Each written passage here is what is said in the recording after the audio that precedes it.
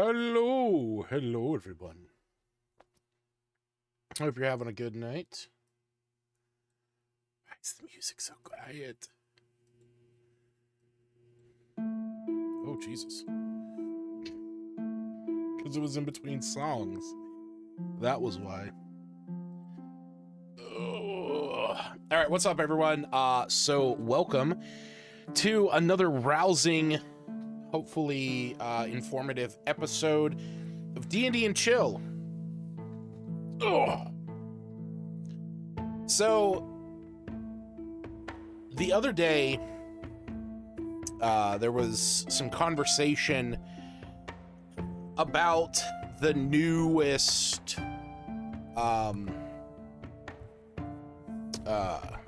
Jesus, there we go. So the other day there was a little bit of discussion over in the Discord about the newest books from Wizards of the Coast. And I had mentioned that I was not super interested in picking up a copy of the Heroes of Faerun book.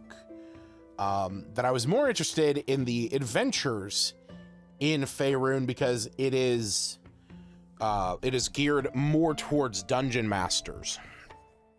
Now the thing is, just as a pretext before I continue, I have not paid for these. Apparently somebody that I am sharing content with has. So I have access to that information on D&D Beyond. Why is this so... Hold on, I gotta fix something.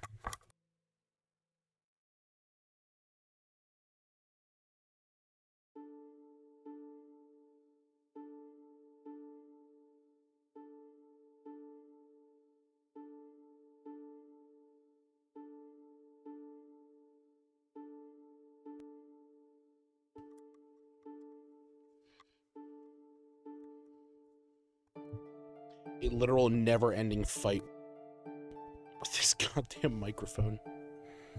All right, anyway, so as I was saying, the other day I mentioned I had no intention of purchasing the Heroes of Faerun book, but I was curious to know what was in the Adventures of Faerun book.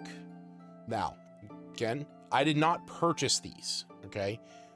Somebody, though, that I am sharing data with on a campaign did. Don't know who, but I have access to this. This kind of surprised me. Normally, I would wait until 5e.tools put those out, and oh, hey, look at that. There it is. No way is it also on a published date. Oh my god. It's in here. Oh, fuck it. We're not going to use D&D Beyond then, because I still very much prefer using 5e.tools because I prefer how it looks. I don't know why there's an ad for the Marines. Don't need that in my life. All right, let's reload that. Failed load, could not. You need to add it as homebrew first. What? So wait.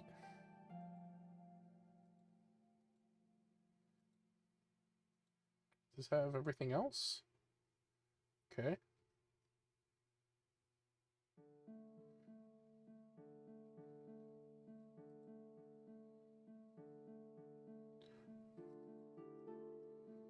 I literally went into it and now it's... What is this?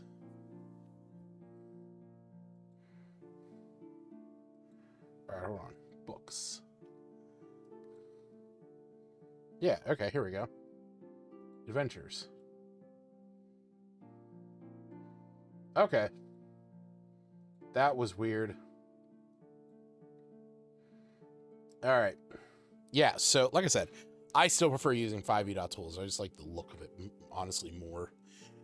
But I haven't actually gone through this and seen everything.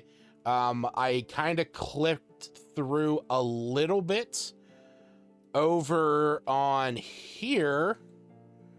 I just kind of want to make sure that everything is right and lined up. Like, does this wholly start off with... Oh yeah, look at that. Okay. Get this one. I actually did click into this one a little more. Okay, cool. Yep, everything's there. So, like I said, I'm not super, you know, worried about the Heroes of Faerun stuff. You know, it's character options isn't something I'm like super worried about, but I'm very curious. Wait, did I do that in good times? Oh, my bad.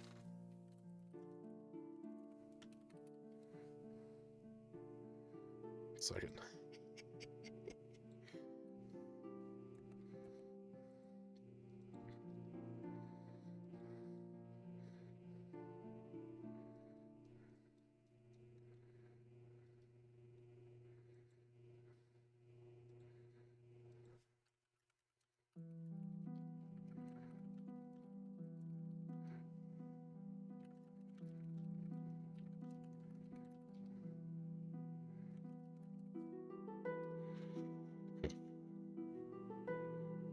Sorry, I just, Glenn just messaged me and made me realize that I made an announcement that I was going to put over in the Discord, and I actually posted it in a different server.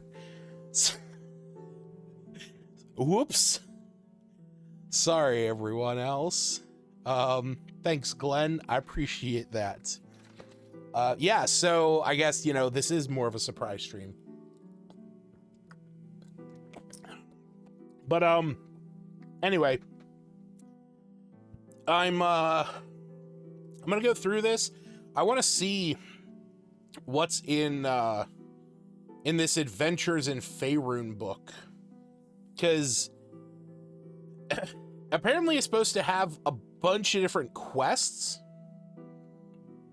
and that's what I'm very curious about. I want to see, like, is this gonna be something more akin to the new Heroes of the Borderlands starter kit that has, you know, the Caves of Chaos maps, where it's like, you know, well drafted up maps and, like, you know, a good leveling structure? Or is it gonna be just like, you know, hey, there's some goblins in a cave and, you know, maybe you can fight them? I don't know. I'm curious. So we're like I said, this is more just gonna be hopefully informative more than anything else. I'm not gonna go into all of it though. Like I said, I you know, just don't have all the time in the world. But we're gonna jump into this. So, Forgotten Realms: Adventures in Faerun, a world of adventure. An undead abomination stalks the snow in Icewind Dale. A scheming genie plots to conquer Kalimshan. An insidious curse transforms people in the Moonshade Isles into rust-covered constructs.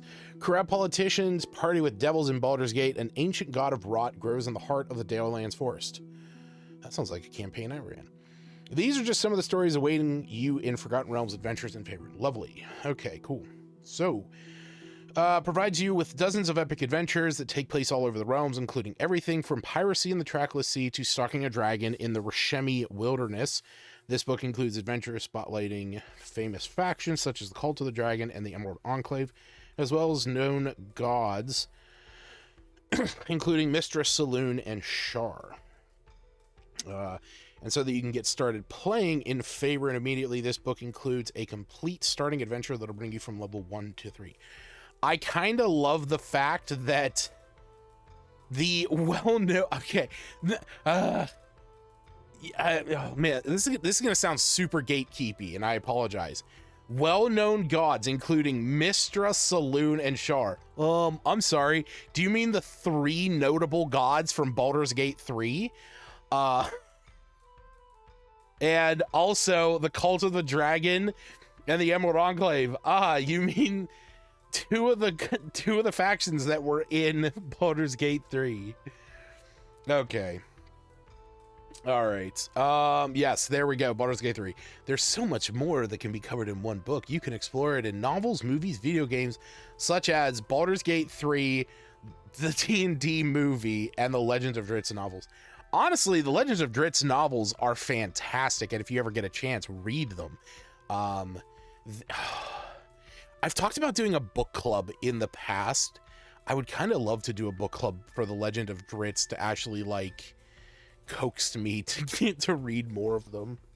I've read like the first 8 or 9, but they started getting a little too much for me.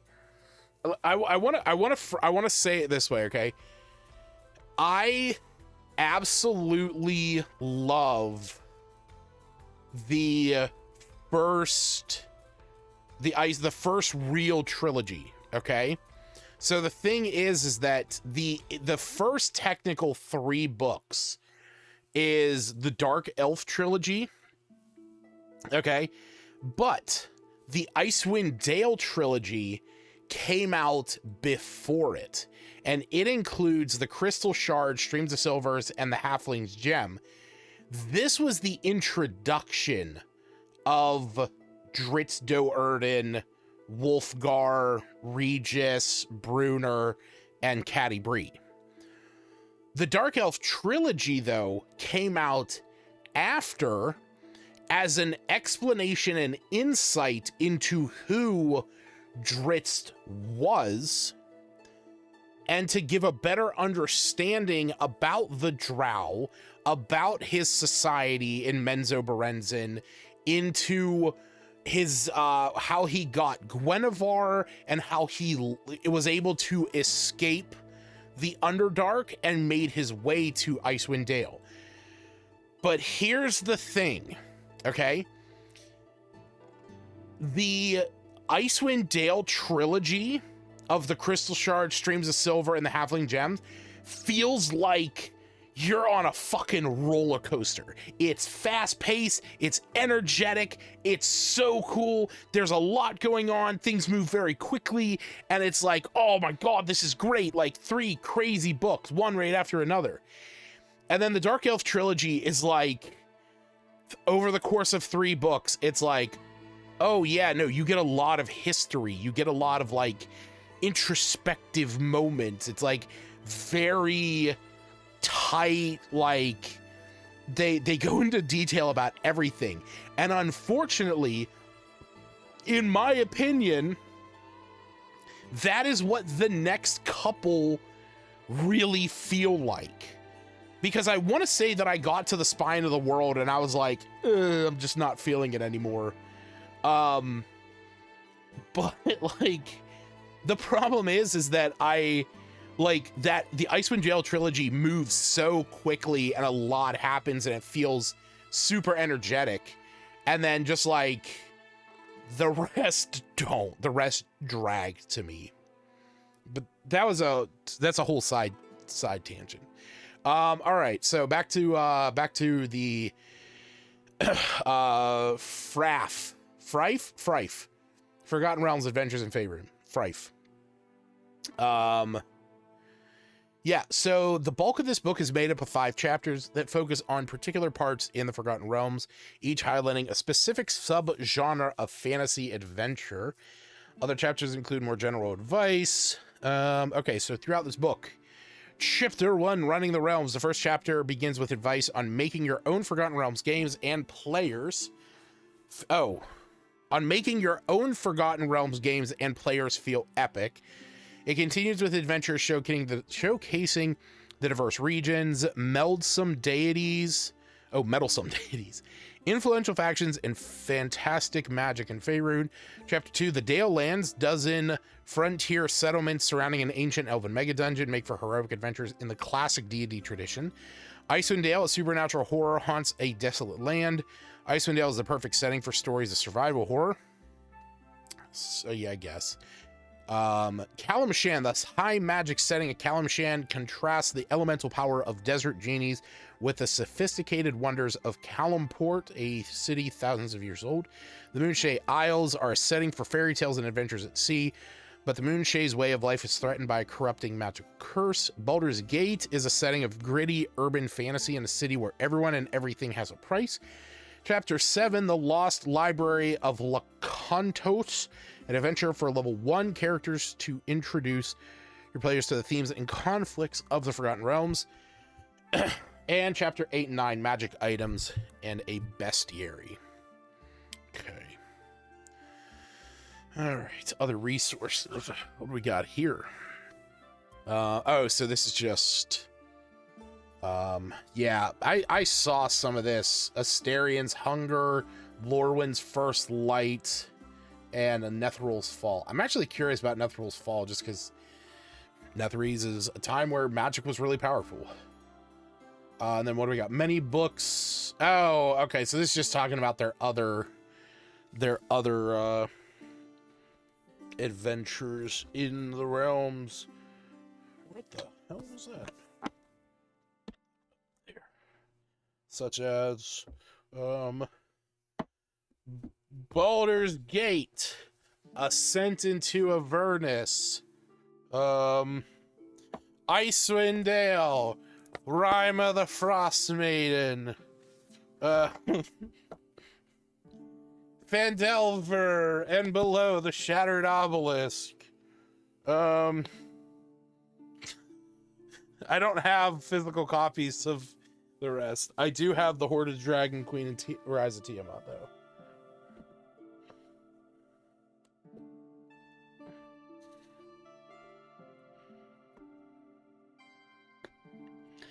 You know, it's funny. I own a collector's copy of Baldur's Gate, and I never played it.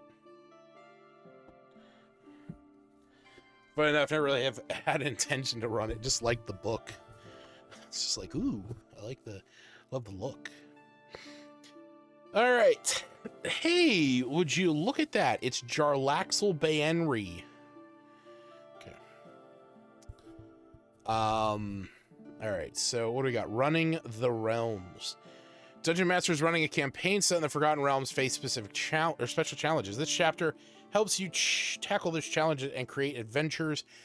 All right, so creating epic fantasy, epic destinies, realms lore, and adventures. Okay. Faerun is enormous, and the Forgotten Realms embrace a wide array of fantasy adventures. In the bustling metropolis of Kalimport, characters might bargain for a wish with a powerful genie.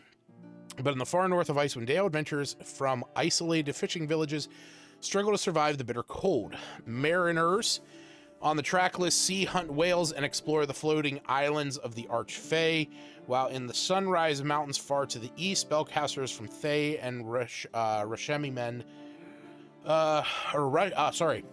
Rashemen rediscover ancient magical secrets. Okay, so characters in the Forgotten Realms are larger than life. Characters never just a simple adventure. They might be an heir to a kingdom, have an artifact for a heart, or secretly be a vampire. They might be chosen by a deity, tutored by the greatest wizard that ever lived, or descended from an archfey. You know, give me a couple minutes. I gotta use the bathroom real fast. I will be right back.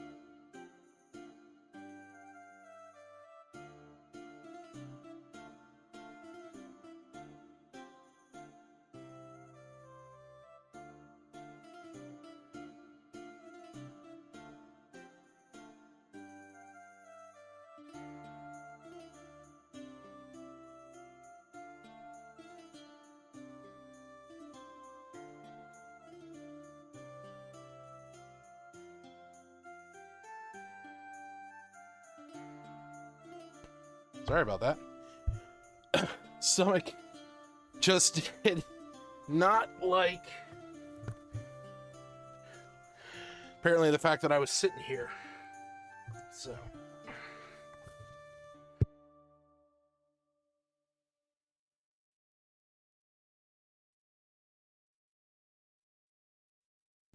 So yeah, my apologies. All right. But now I'm gonna drink some ginger ale because my belly hurts. All right, where were we? Oh, that's right. So they might be chosen by a deity, tutored by the wizard, or descended from an archfey or demigod. They may be a sole survivor in a long-lost culture, an artificial person created by an alliance of powerful wizard, or a revolutionary eager to bring down the corrupt and cruel society from which they narrowly escaped.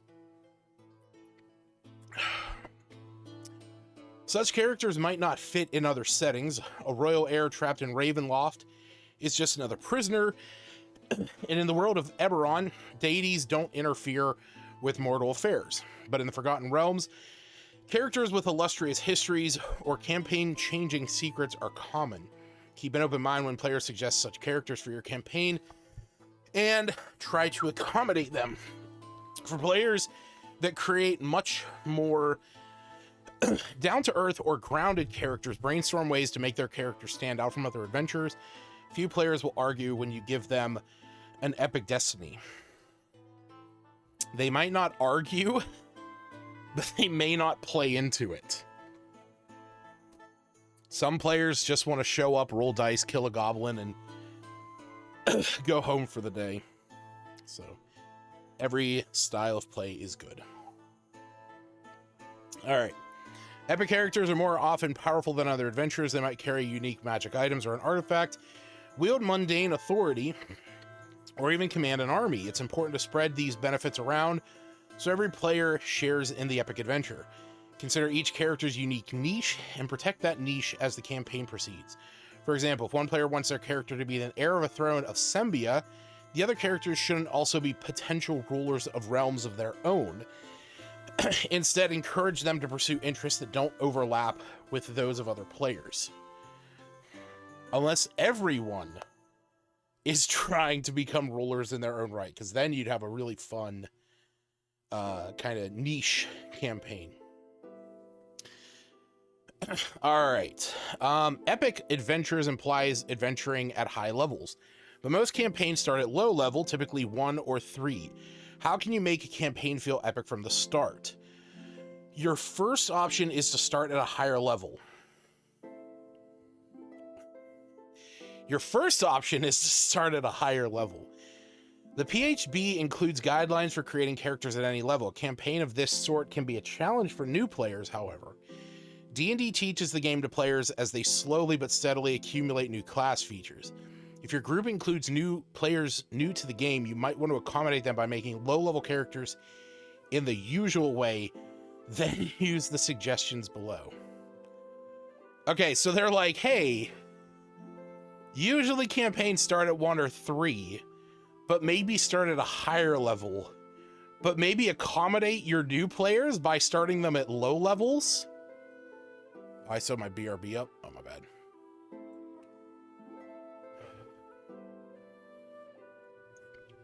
If your players are experienced or your group is supportive and good at guiding new players, considering creating characters at a higher level, level 5, when they get additional attacks or third level spells.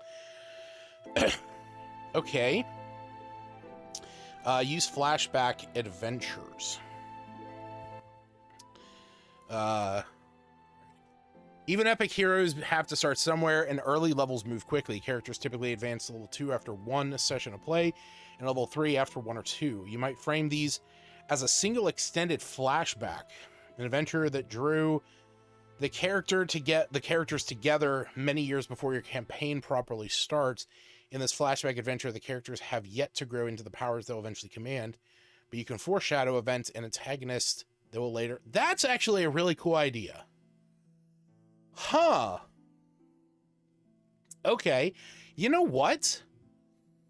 I actually really like this idea. I think that's a cool way to handle starting a campaign at a slightly higher level.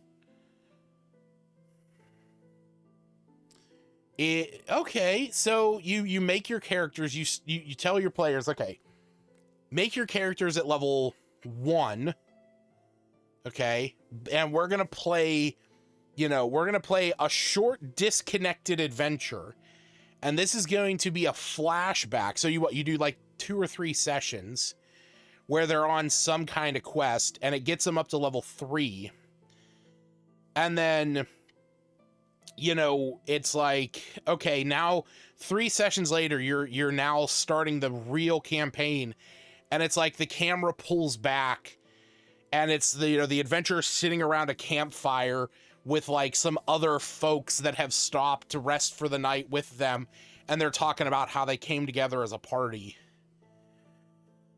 That's actually a really cool way to do that. Okay. To help make the low-level adventure feel epic, give a clear connection to the campaign's greater story. For example, if your campaign focuses on the corruption of the Moonwells in the Moonshade Isles by the curse known as the Rusting, make a Moonwell prominent in the first adventure. Perhaps the characters meet an elderly druid who becomes their mentor, and who you intend the campaign villain to murder by the time the characters reach level 5.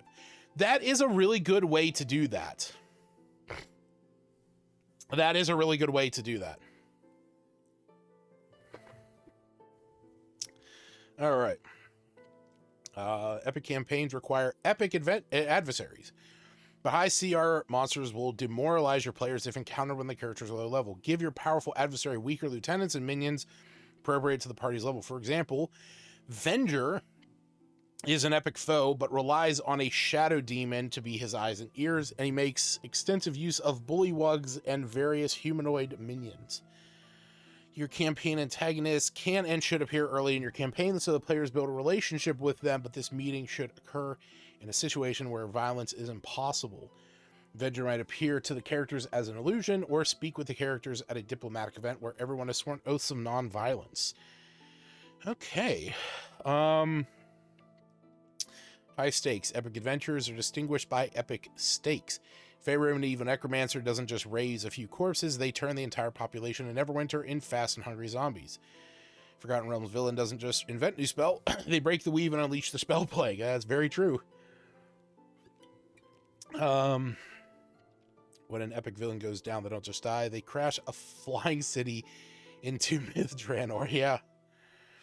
Okay. So fantasy role-playing boasts.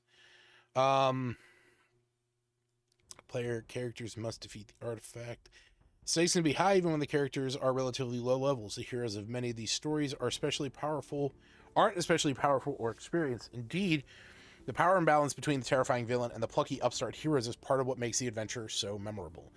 Remember, characters in D&D are exceptional. Most villages might have a priest, but they don't have a cleric. No, that's true.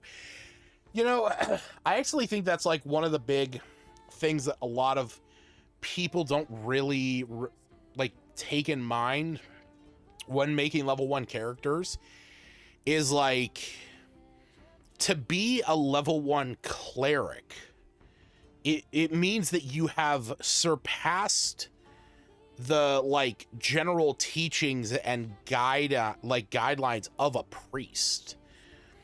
Sure, priests have their specific directive, but clerics are on another level, and a level 1 cleric just outranks essentially a priest. All right, what do we got here? Character death.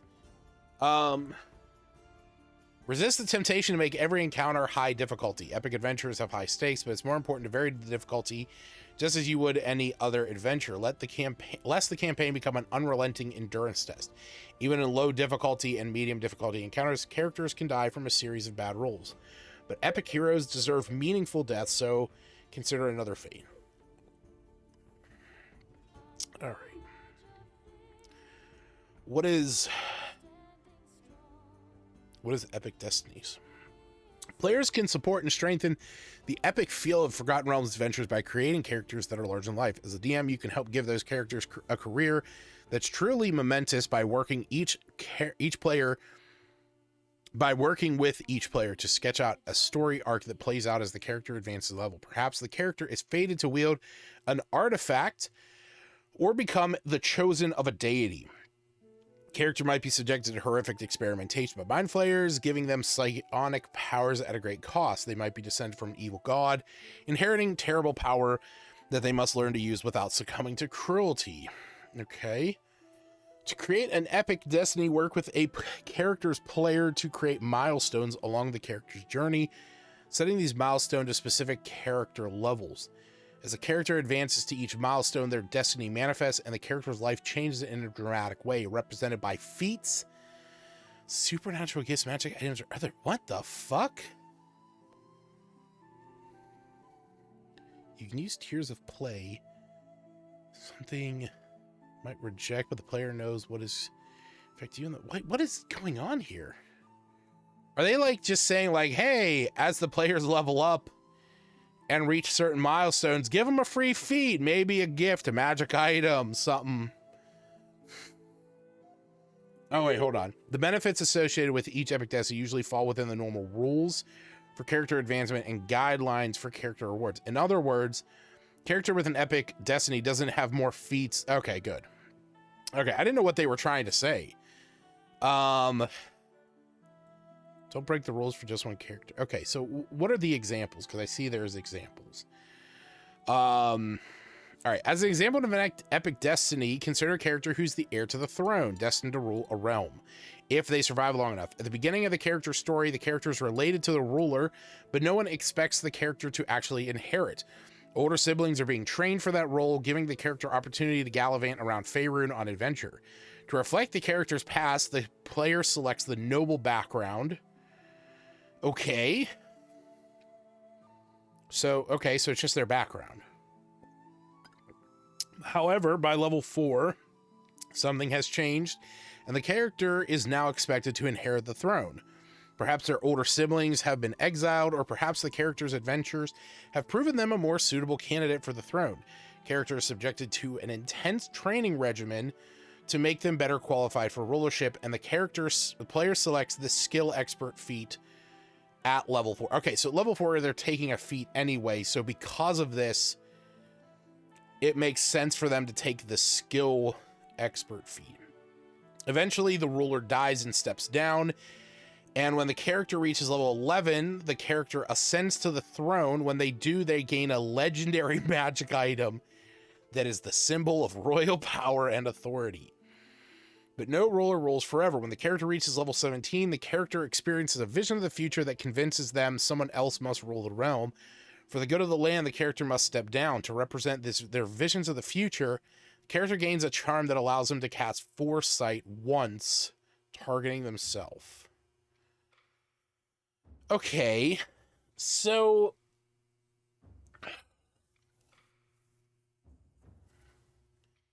maybe I'm just not getting this. This doesn't feel like this is... This feels like something that I have done in the past just as, like, character development. You know, I don't necessarily know if I would label this epic destinies. Like, your character starts out as somebody who potentially could succeed the throne. Sure, it makes sense given the noble backstory. Cool.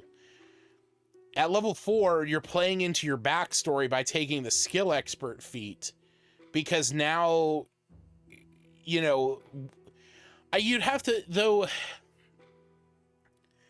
like, it's set up here about the DM and the player, like, coming up with, you know, a timed thing at certain levels, but, like, you're tying this to, this isn't necessarily being tied to their levels. This is like being tied to an event in the world that has to coincide with them gaining that same level, Or is it just at 4th level, suddenly this thing happens? All right, what is this? When the character begins adventuring, they're the Archmage's apprentice. To reflect the specialized education, they take the sage background. Okay. When they reach level 5, the Archmage disappears or is presumed dead.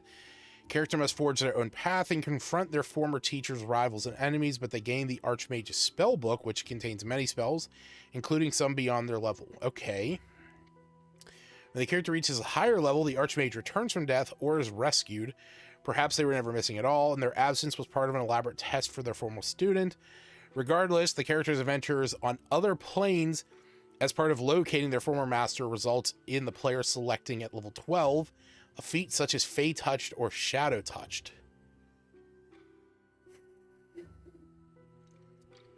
Finally, when the character reaches level 17, the Archmage dies. The character inherits their mystical tower, adding the demi-plane special facility.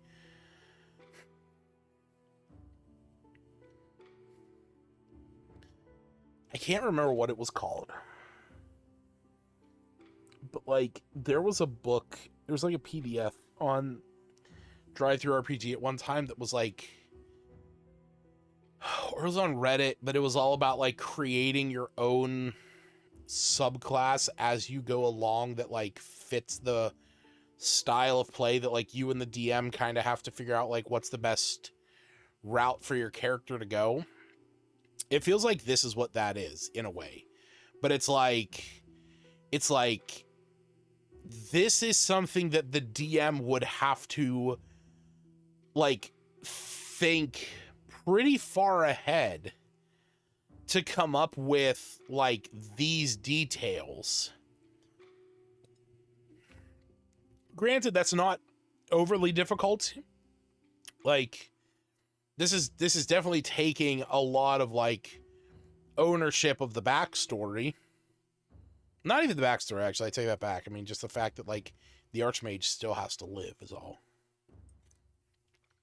But like, this is definitely something that the player would have to like sit down and discuss with the DM.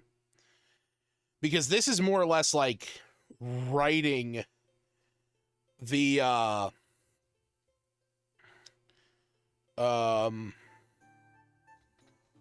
it's like essentially writing their backstory. Or not writing their backstory, like writing their campaign career.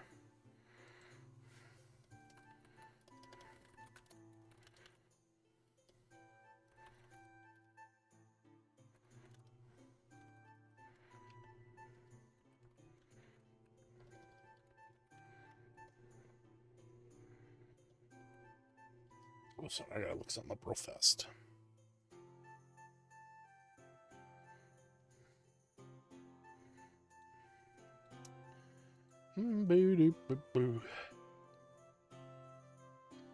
Species. I don't know how to spell something. Oh, it's in 2014.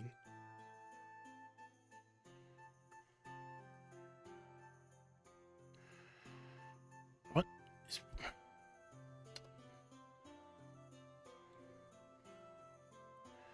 Jesus Christ.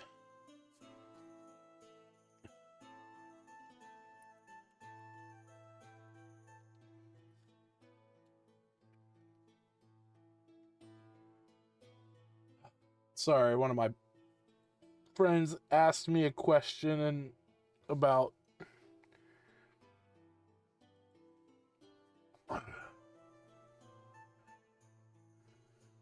it's regarding Critical Role characters. I don't watch this fucking show.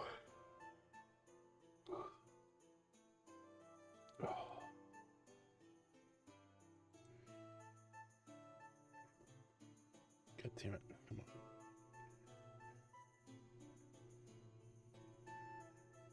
He's a lion.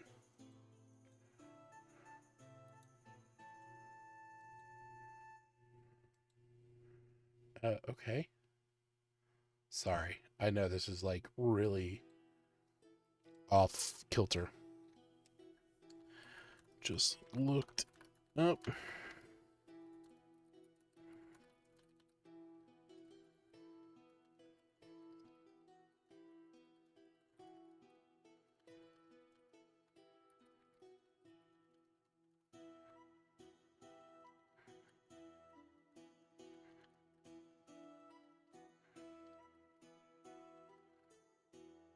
what's the name of what book is Leonin from?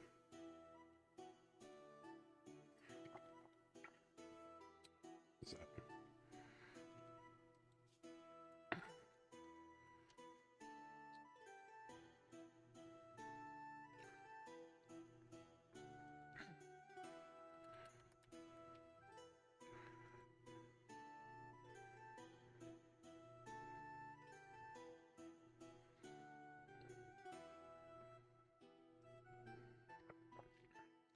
All right.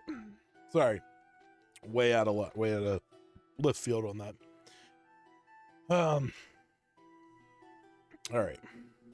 I don't know about this whole epic Destiny. I don't know. Maybe I'm just like weirded out because it's like getting its own section and it's like getting a name.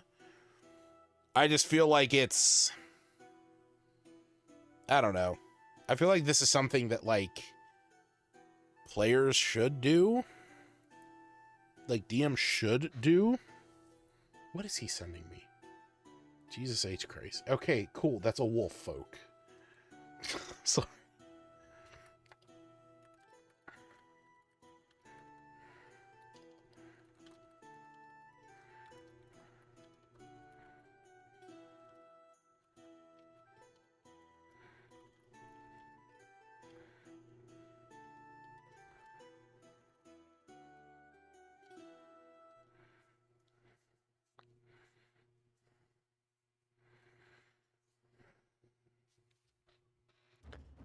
All right. So, what else is in this?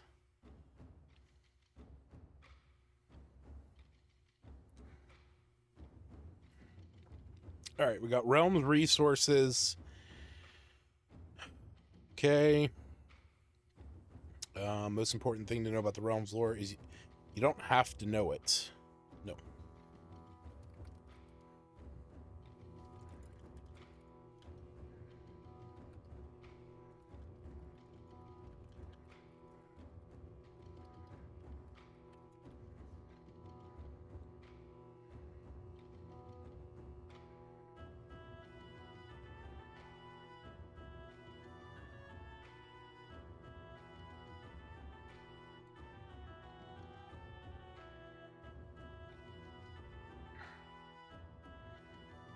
Bro.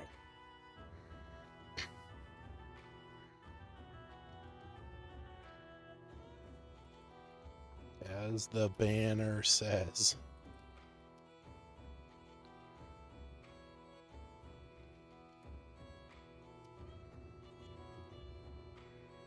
All right. So, you don't have to know the lore. Improvisation is the most powerful tool in a DM's toolbox. When the players visit Waterdeep, you don't need the information from Dragon Heist. You do what everything does, make it up, make Faerun your own. This principle extends to more than just improvising during a session. You can ignore or rewrite any of Faerun's history to suit your game. Perhaps you want the Red Wizards to be evil necromancers, and you want Thay to be a horrifying realm bent on conquest and populated solely by undead. That's not how Thay is described in Heroes of Faerun. That doesn't stop you from making the game you want to play. For a more nuanced approach, you can simply de-emphasize elements of the setting that don't fit your campaign. With this approach, you highlight the aspects of the setting that are important to your story, and you let the rest of Faerun's history pass without comment. As an example, you might feel the Spell Plague and Second Sundering, cataclysmic events that reshaped Faerun, don't suit your campaign. You can decide Faerun has long since recovered from these events, so they don't affect your campaign. You're not rewriting the history of Faerun, you're picking and choosing the elements. You know what? I wholly agree with this, and there's only one thing that I will say to like add to this. This is so important for DMs to know. This is also something very important for players to know. Every instance of Faerun in every different campaign is its own world, its own setting, and needs to be handled as such. I've seen instances of you know, in like online campaigns a lot of time where I have seen folks will like say, oh, in the spell plague, X, Y, and Z happens, in this campaign, this stuff happened, and it's like, cool, not this campaign. It's like, in this campaign, Umberly doesn't exist. Okay, so it's like, the sea goddess, the bitch queen of the sea just doesn't exist, so not a thing. Or if you want to run a campaign where, like, the gods don't interfere, do it. If you want to run a campaign where the gods meddle all the time, do it. Like it says, if you want Fae, for example, to be this, grotesque, horrifying realm that's just populated by the undead, cool, do it. The thing is that as a DM, you need to be, you need to make sure that information is available to your players whenever it's necessary, or when it comes up.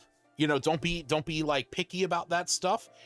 And for players, you need to kind of separate what you may already know about the realms and what's going on to, like, say, okay, this is what we're going with now.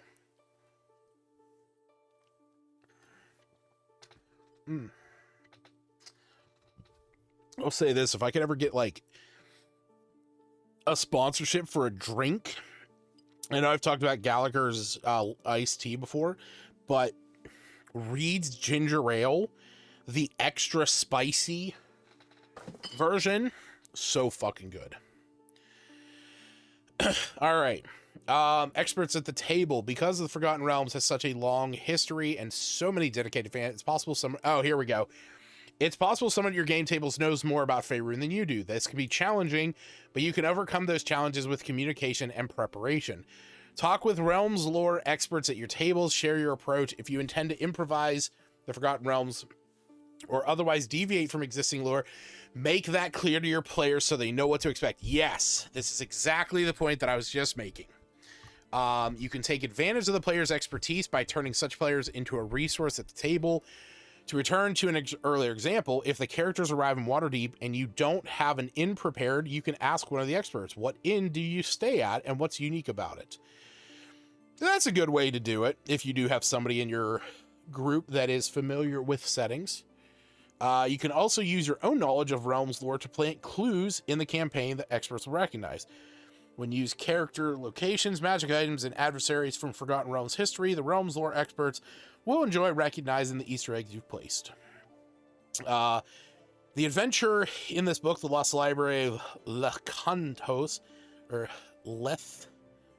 Lethchauntos, I don't know, is a good example of this strategy. Lethchauntos is a very minor character in the history of the Forgotten Realms, but that just makes it all the more memorable when a player recognizes his name. At the same time, don't be afraid to play with expectations and keep the players guessing. Faerun has a reputation of being home to many powerful wizards and characters. This can be an obstacle at your players this can be an obstacle at your table if your players encounter a problem and expect an NPC like Lariel Silverhand, the Blackstaff, or Dritz to swoop in and take care of things. Your characters might even try to locate and recruit such characters, hoping to use them to solve the party's problem. It's important to keep the adventurers in the center of the story. The weight of Faerun rests on their shoulders alone. No one else can solve the problems for them. If your players ask, where's the Chosen of Mystra, and why isn't she helping, here's some possible answers. Talk to your players about the issue. Stress that the campaign is about their characters, not illustrious NPCs. While characters in Waterdeep could call on the Blackstaff for aid, this sidelines the characters and makes them minor figures in their own stories. Encourage players to tackle problems themselves. Perhaps the characters have information no one else does, or perhaps they have a connection to the antagonist that makes the conflict personal. If the villain plan is on a tight schedule, the characters might not have time to recruit the help. Yeah. No, I mean, that's... I would probably lose it if I was running a campaign and, like, the party's like, oh man, you know what? We're so close to Menzo Berenzin. We're so close to Icewind Dale. Where's Dritz? It's like if when I was running the Rime of the Frost Maiden game, and like one of my players was like, you know, hey, Dritz is from around here. Let's get him to help us fight, you know, our role. It's like, no, that's not gonna happen.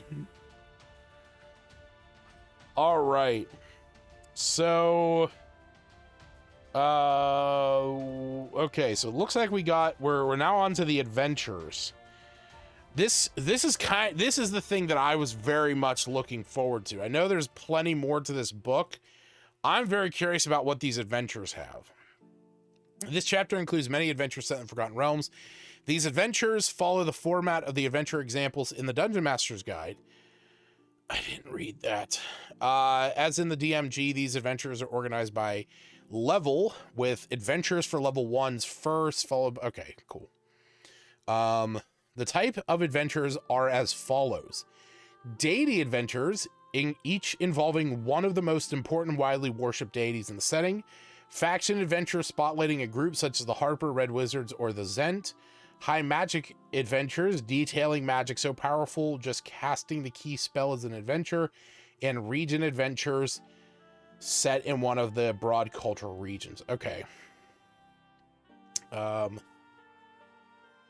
Each adventure includes a starting situation, a hook to get the players involved, key encounters.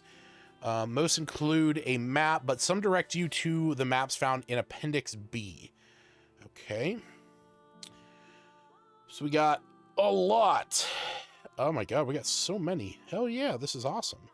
Wreck of the Silver Hand, the Wolves of Amphel, the Ashen Faithful, Blight on Sobar. I believe that's an island. I believe that's Sobar Island. Kind of a lot. Curse on Humble Hill. Dugan's Hell. I know, Dugan's Hall. The Foehammer Horn? Wait. Oh, yeah, I was about to say, yeah, the Foehammer, that's Tempest. Oh, cool. Oh, wait, hey, Kellamvor, Dead March on the Bone Titan? That sounds awesome. All right, so we got some stuff with Shantaea. That's the first. Yeah, I think that was the first one, yeah. Guess we'll be seeing that. Hey, the Lost Dawn, Lathander, my boy. My boy. Ooh, we got Ilmater, the Tenebrous Stone. Oh, the Tenebrous Stone. I actually did read that one. That was the free adventure that you could get on D&D Beyond, and it's just arena combat. That's all it was. I actually wasn't too impressed by it. I guess we'll have to see. All right. So what gods do we actually have all? Bane, Sune. Oh, Sune. I've seen that one in a while. Shantaea, Kellamvor, Tempest, Torm, Lathander, Helm, Lulth, Saloon, Ilmater, Shar, and Mistra. All right. Ooh. We got us some maps. Cool.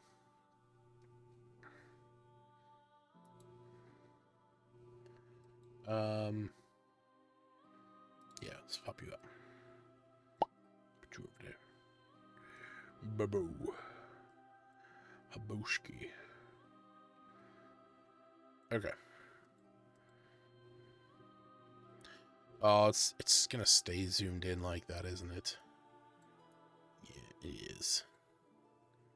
And I want to zoom out.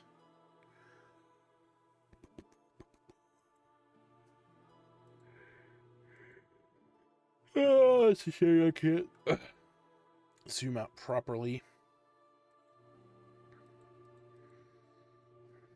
Oh, you know what I can do? I can go to D&D Beyond. And I can view them on there.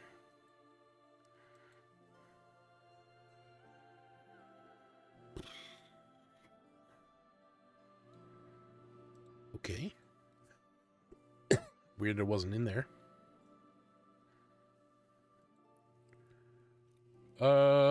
Here we go. Excuse me. Wow. All right, cool. Yeah, we can just see it over here. All right, so what do we got? Curse on Humble Hill, I want to look at, I want to kind of look at one of each, like, you know, deity, location, faction, region, high magic. And I kind of want to see a couple from different levels. So, the curse on Humble Hill, a deity, Shantea. Adventure for level 1 characters. Explore an alchemist lair. So what's the situation? The hamlet of Humble Hill is beset by failing crops, sickly livestock, and illness. The Church of Shantea has sent watchful sister of the earth, Liana, who is a medium priest acolyte, a human member of the Seeds of Cultivation, to assist. She gathers the party and offers them 100 gold to, each to help her find the root of the sickness. So the encounters, this adventure consists of these encounters. Investigating Humble Hill. The people of Humble Hill are very wary of the party. Interacting with locals allows the characters to learn the curse coincides with a visit from a traveling halfling alchemist named Algar Gaunt, who is a small neutral evil mage apprentice, who sold several farmers a miraculous growth fertilizer. The fertilizer has corrupted the water table and poisoned the crops. Finding Gaunt. Sister Liana tends the townsfolk and charges the characters with finding Gaunt. As the characters search the region, roll on the table below, re-rolling duplicates. After each encounter, a character can make a DC 15 investigation check, and on a successful check, they find a clue that leads them to Gaunt's lab, which is accessed by way of a stairway leading down from an apparently overgrown shed. Okay, so we have 4 encounters. Some violet fungi and a vine blight, digesting dead sheep, a snarling death dog, once someone's pet, now mutated by Gaunt serum, a hostile pair of scabby toughs. I love that they're just called toughs, who are infected, who ate infected food they stole from a local farmer, and 4, a young family trapped in their rickety home by their beloved uncle, who's been transformed by the fertilizer into a myconid spore servant. Holy shit. This is like kind of similar in a way, but not exactly the same to the Rising of the Undying campaign that I ran, where it was like it was tied to oh, what's her name? The goddess of death, or the goddess of decay and rot. Oh, it's a goofy ass name. Can't remember. Zugat Moy, that's it. Zugat Moy.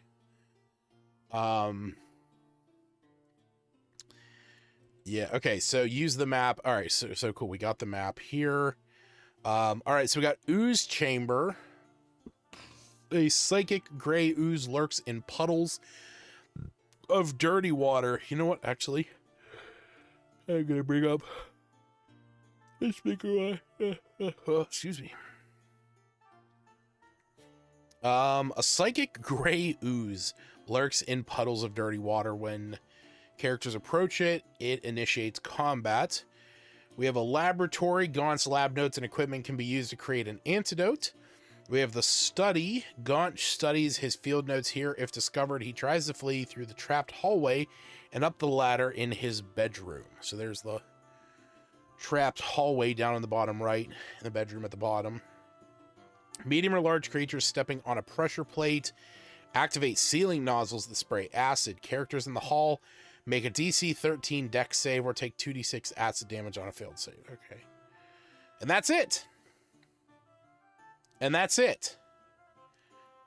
Okay. That's honestly, you know what? I'm not going to complain about that. That's not bad for like, I mean, I would say for a one shot, this is legit. Okay. Level 1 characters, you know, like this could be one of those flashback ones. It's like, oh my God, you guys remember the first time we got together? We had to deal with that whole, what was it? We got called out to that village, that Humble Hill place where, what's her name? Liana, of the seeds of cultivation. Yeah, she was looking for help out there because that what was that? That little mage was like had some kind of like corruption in the fertilizer, and it's like, oh yeah, no one remember that, and like playing through that you know what, honestly, I like this. I think this is good because like this whole, you know, like investigating and talking with the townsfolk, that's some good social role play.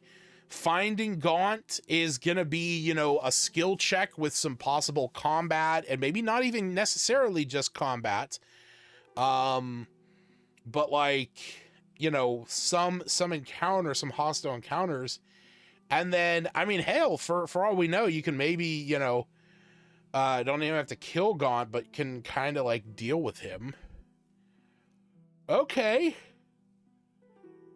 I'm not upset about this at all.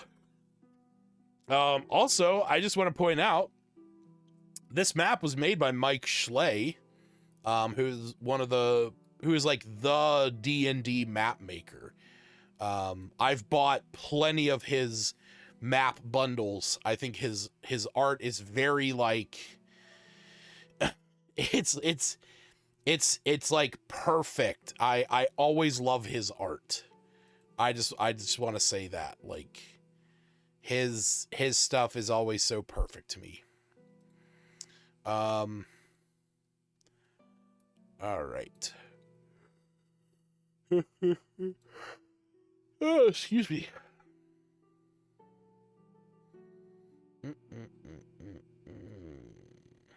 Okay. So what do you have next? Robber Baron. Does it have a map?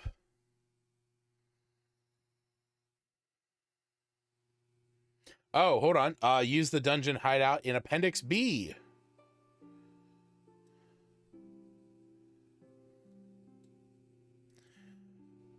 Oh. Wait, is that? Oh, dungeon hideout. Whoa.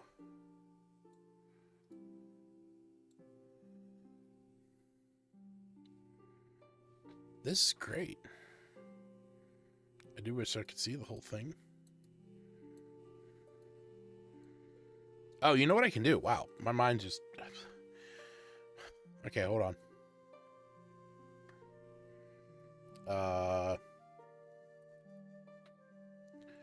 Open it in Firefox.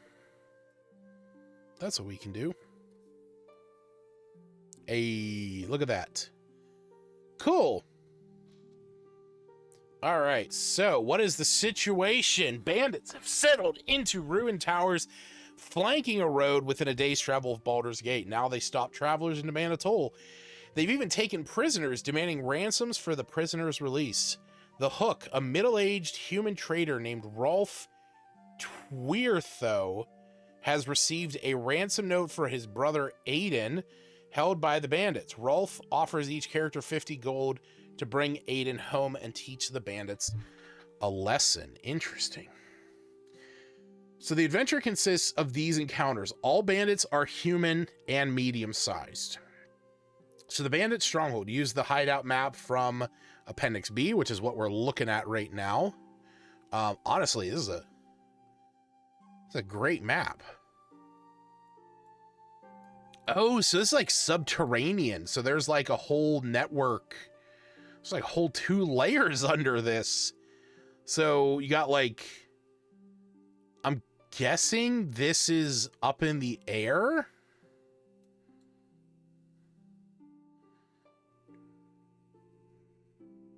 Is this, because if this is the road, I mean, unless it's just like a little throughway. All right. Oh, okay. Yeah. Excuse me. Wow. Sorry about that yawn. Okay. An arch over the roadway once connected these watchtowers. The western stairwell. Okay. The western stairwell on level 1 leads to level 2's secret exit tunnel and the few rooms directly along it. Ignore the rest of level 2. Oh, okay. So down here, they're basically saying, like, you know, you come out of this, you come down these stairs, and then maybe there's like a dead end here, and then there's this little sleeping quarter, but otherwise it just goes to the secret exit. Okay. Bandits have lived in this hideout for weeks, and characters traveling the road spot campfire smoke from the west tower. The robbers aren't bloodthirsty. If they defeat the characters, they're content to rob them and figure out if anyone is worth ransoming. Characters who search the area more broadly might discover a hidden entrance to the lair of the robbers. This hole's in a hillside covered with brush and is... Okay, so there is a way to get into the secret exit. Martin Rue is the bandit leader. He carries keys to the locked areas on level 1.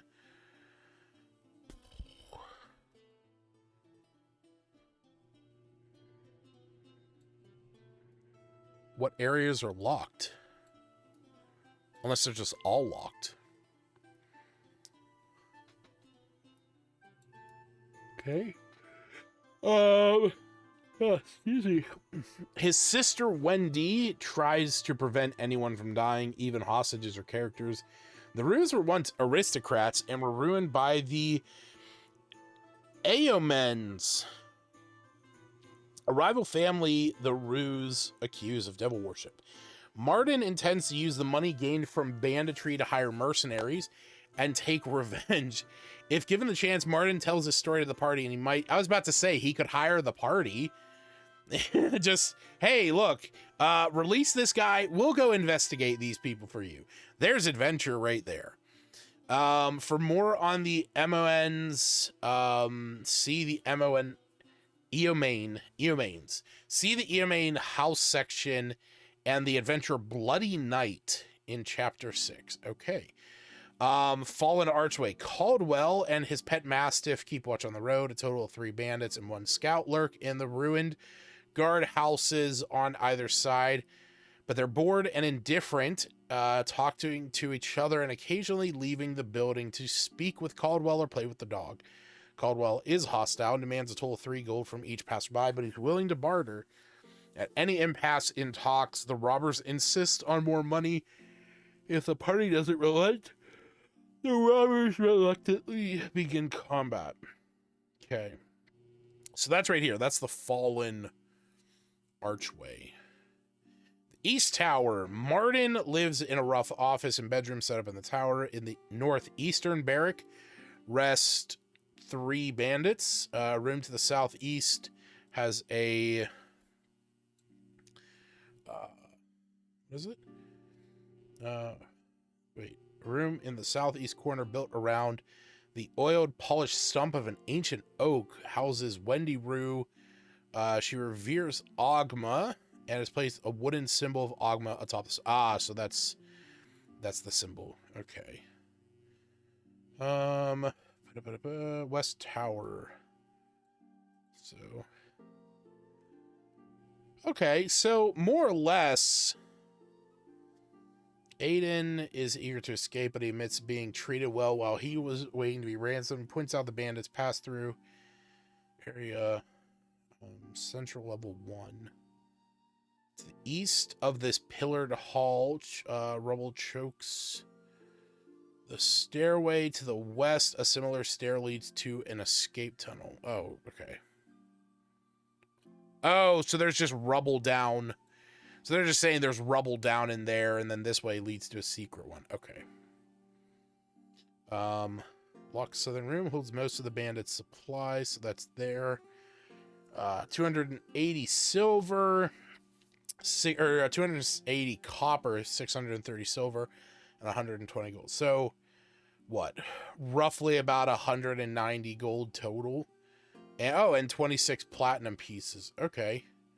So, actually not a bad haul. I mean, if that's the case, then we're looking at roughly high like 560 gold. 6 tiger eye gems, each worth 10 gold apiece. Potion of climbing, spell of sea invisibility. West level 1. 1 tough, 1 scout, 1 mastiff, and 3 bandits. Rest or socialize in the barracks here. These combatants respond quickly to sounds of fighting or a shout alarm from the floor above. Conclusion: if the party agrees to help Martin and Wendy get justice on the Ammons and regain their rightful position in Baldur's Gate, Martin releases Aiden. As long as Aiden is free, Rolf makes go down. Oh, nice. Okay. You know what? I also really like this. I actually think this, you know what? I'm really liking this so far. I actually think this is like, this is not like the most, you know, intricate, like detailed thing. It doesn't go into every single room. You know, you don't have to have 1,001 things prepared. But like, you know what? At the end of the day, you could say like, hey, here's the map, you know, ignore level 2 more or less, except for the secret tunnel. Other than that, you got a guy being held ransom. You got these 2 aristocrats. They don't want to hurt people, but they're just trying to save up money to try and, you know, prove their position in Baldur's Gate. I actually, I really like this so far. Okay. What do we got next?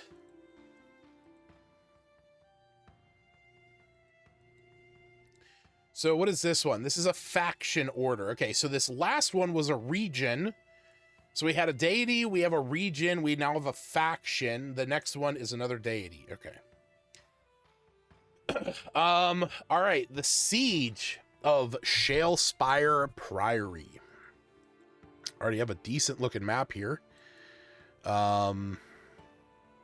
Defend the temple from bloodthirsty goblins. Raiders commanded by the hobgoblin captain Lack the Breaker lay siege to the priory of Shalespire, a place of shelter for travelers and pilgrimage site for the faithful of Lathander. Oh, these sons of bitches are gonna die. The characters are resting at the priory as the raiders are spotted. The monks and clergy won't survive without the party's help and desperately ask for help. Okay, so this is for level 2. Warhorns blared as raiders rush the priory grounds. 3 goblins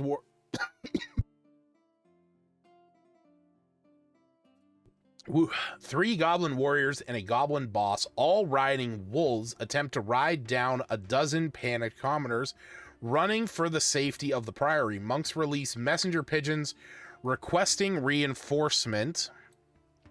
A day's ride away. The raiders, 100 strong. Holy shit. That's a lot. But we're mainly focused on 3 goblin warriors, a goblin boss, and wolves. Okay. The siege begins. An ogre wielding a battering ram and backed up by 3 hobgoblin warriors attempts to force the main door down. Jesus Christ. I mean, an ogre as well. Meanwhile, 3 bugbear warriors hide in the courtyard to ambush anyone that attempts to escape. If the party defeats both groups, the raiders fall back, building a camp. Otherwise, defenders abandon the temple, retreating into the shelter of the sanctuary. And the living quarters. Okay, the living chambers. Okay, reprieve. The party has a chance to take a short rest. The characters might bolster the faith and courage of civilians trapped in the priory, reinforce doors, make barricades, and set improvised traps for invaders. 4 potions of healings are stored in the vault. The sanctuary is protected by a hallow spell. It blocks fiends from entering, and humanoids in the sanctuary can't gain the frightened condition. A priest acolyte of the priory can heal 1 character. All right, so Lax forces make assaults on the priory. Use the groups below in any order combination. Each is a low-level encounter for a higher difficulty. Combine 2 groups. So 4 goblin warriors and a goblin boss.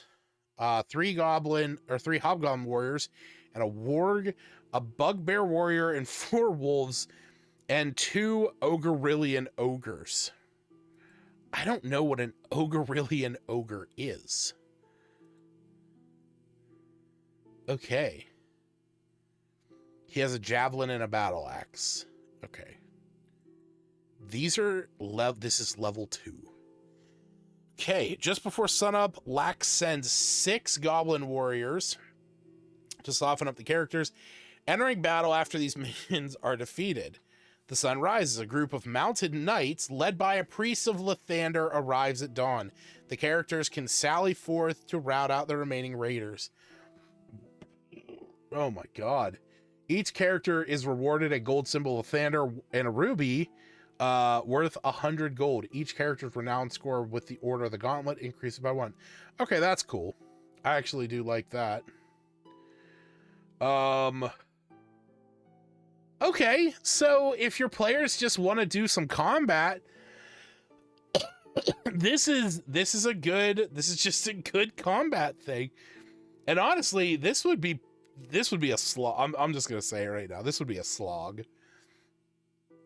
Like, this is just roll initiative. We're gonna keep initiative going this whole adventure. This whole thing is just gonna be. But you know what? Some days you just need that. Some days you just need to kill a ton of goblins to move on with your. How many goblins are they killing in this? 3, 4, and then some wolves. So four goblins, 4 wolves, an ogre. Actually, I know for a fact there's 3 ogres. And then we have. So I'm gonna combine goblins and hobgoblins and bugbears. So 4, 3, 3. So we're up to 10. And then we got 15. Shut the fuck up. Goddamn bots. So we're up to 15. Now we're up to 18, and now we have 19. Okay, so we have roughly 20. We have, oh wait, no, 6. Okay, so we have 25 goblins, about 10 wolves/wargs, and 3 ogres. That's a lot. And realistically in here, it looks like you're only getting 1 short rest. But the priest can heal people. And there is 4 potions of healing. Wow. All right. Let's jump ahead to the Sacred Grove one, because I want to see what a faction one is. Because what was that last one was? Or no, this was oh, that's right. We did do a faction. What's the other one? High Magic is what we haven't seen yet. This was another one that it was like a slog. The Tenebrous Stone. I read this one already because, like I said, this was a free one over on D&D Beyond. Like, this one is literally just a fucking quarry. And look at all these height differentials. My God. But it's like, this one is just like, you know, there's 5 zombies, 2 ghouls, and a ghast. There's a wight and 2 skeletons. There's a succubus. And it's like, it's just all combat. And honestly, I would be more stoked with running this in a virtual tabletop, like a real 3D virtual tabletop with like height and stuff, because this height is very hard to play off of. Granted, the player map doesn't look as crowded, you know, the player maps doesn't have all that on there. But man, Pythagoras be damned. All right. What we got next? Ooh, this one's curious. This isn't made by Mike Schley. Interesting. Oop, didn't mean to click that again. So Mike Schley isn't the only one doing maps. Interesting. He did like all of these though, but not all of them apparently. All right, so what's this? The Drowning Forest is a trackless sea adventure for level 4 adventures. And I think they are assuming you have like 3 to 5 players. So like, I think this is averaged out for 4. A coven of hags in a hidden cave are flooding the drowned forest of Caladir, threatening nearby villages. Gwer Desrian, a druid, a wizened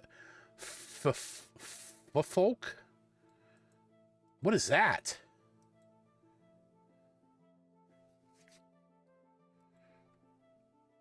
Folk, where the fierce humans of the Moonshae Isle, which they have come to share along enemies, the Northlanders. The folk traditionally inhabit the southern parts of the Moonshaes, including Flame-Stirred, Moray, Snowdown, and Sunset.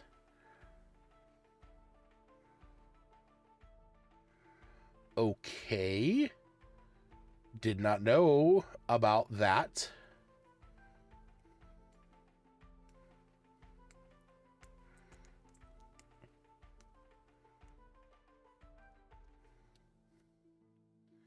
Interesting. Okay. Learning something, folks. All right, so a wizened folk in the village of Dawn Castle asks up and coming heroes to find the cause of the flooding. The adventure consists of these encounters: exploring the forest, a wooded swamp just west of Dawn Castle. The drowned forest was once 12 miles long and half as wide. It has expanded 2 miles on every side and grown more dangerous. For every 2 hours the party spends exploring the swamp, roll on the table below, re-rolling duplicates. So we got a troll, 2 goblin bosses, and a goblin hexer, each riding a warg, a bugbear stalker with 2 bugbear warriors, 2 bog mummies, 3 will-o-wisps or 4 swarms of midges, and a swarm of giant midges, so insects and sturges. Okay. Creatures in encounters 1 through 4 on the table are loyal to the hags. They might admit to serving them and describe where the coven is located, or alternatively, take captured creatures there. 1 creature in each group carries a magical talisman made of foul natural materials. A talisman allows its bearer to see through magic protecting the coven's cove. Okay. So the coven lairs in a rocky cavern from which water perpetually flows. Near the swamp's center, near the cavern, webs cover dead trees. Use the map and features below. Okay, so outside guardians, 2 ettercaps and 3 giant spiders. Keep watch. Only characters holding one of the coven's talismans can see the waterfall entrance. So being able to see through the waterfall. Inside the bluff, 3 green hags, Let, Matt, and Selena, work their magic on a cauldron gushing foul water. The cauldron has the power of a decanter of endless water. So that's obviously right there.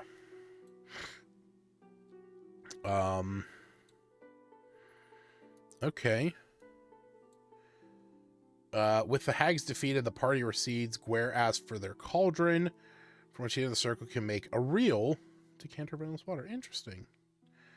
Okay. Okay. I'm digging this.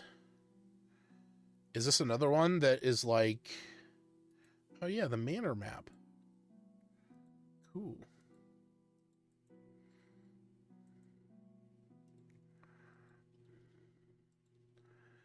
That's a hell of a map. Wolves of Amfell. Predator attacks have hit several ranches in Amfell. Unusual beasts have been spotted nearby. The Oglintier family, secretly lycanthropes and worshippers of Malar, are responsible. Uh-oh. Lord Werder Downer Ilzimmer sends for aid from other member cities in the Lord's Alliance. He offers 150 gold per person to investigate, half in advance. Oh no.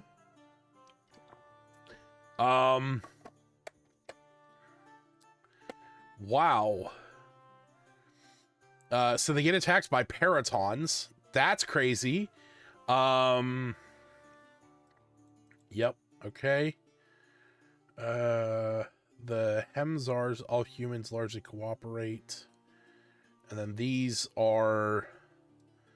Yeah, okay. So these are the lycanthropes.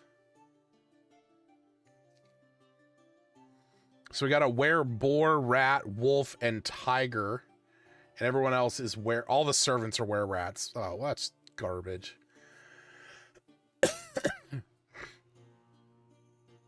Okay. Is displeased if they come to harm, but if confronted with the evidence, he admits the family is likely responsible. Sturm Hemzar's hidden lycanthropy can prompt further advance. Okay. You know what? I'm not gonna lie. Like, some of these are decent.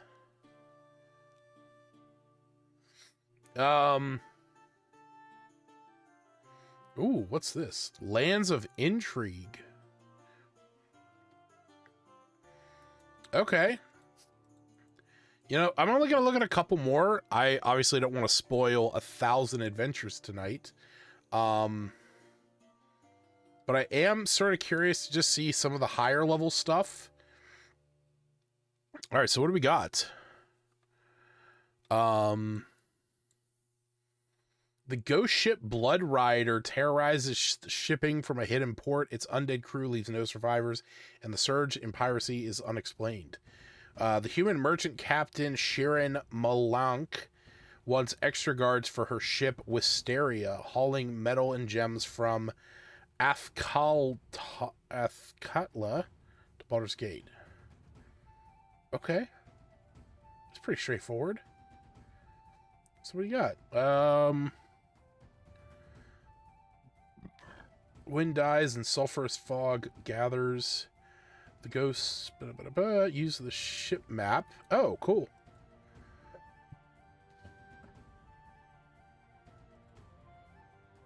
Oh, cool. Just a basic ship map. Oh, excuse me.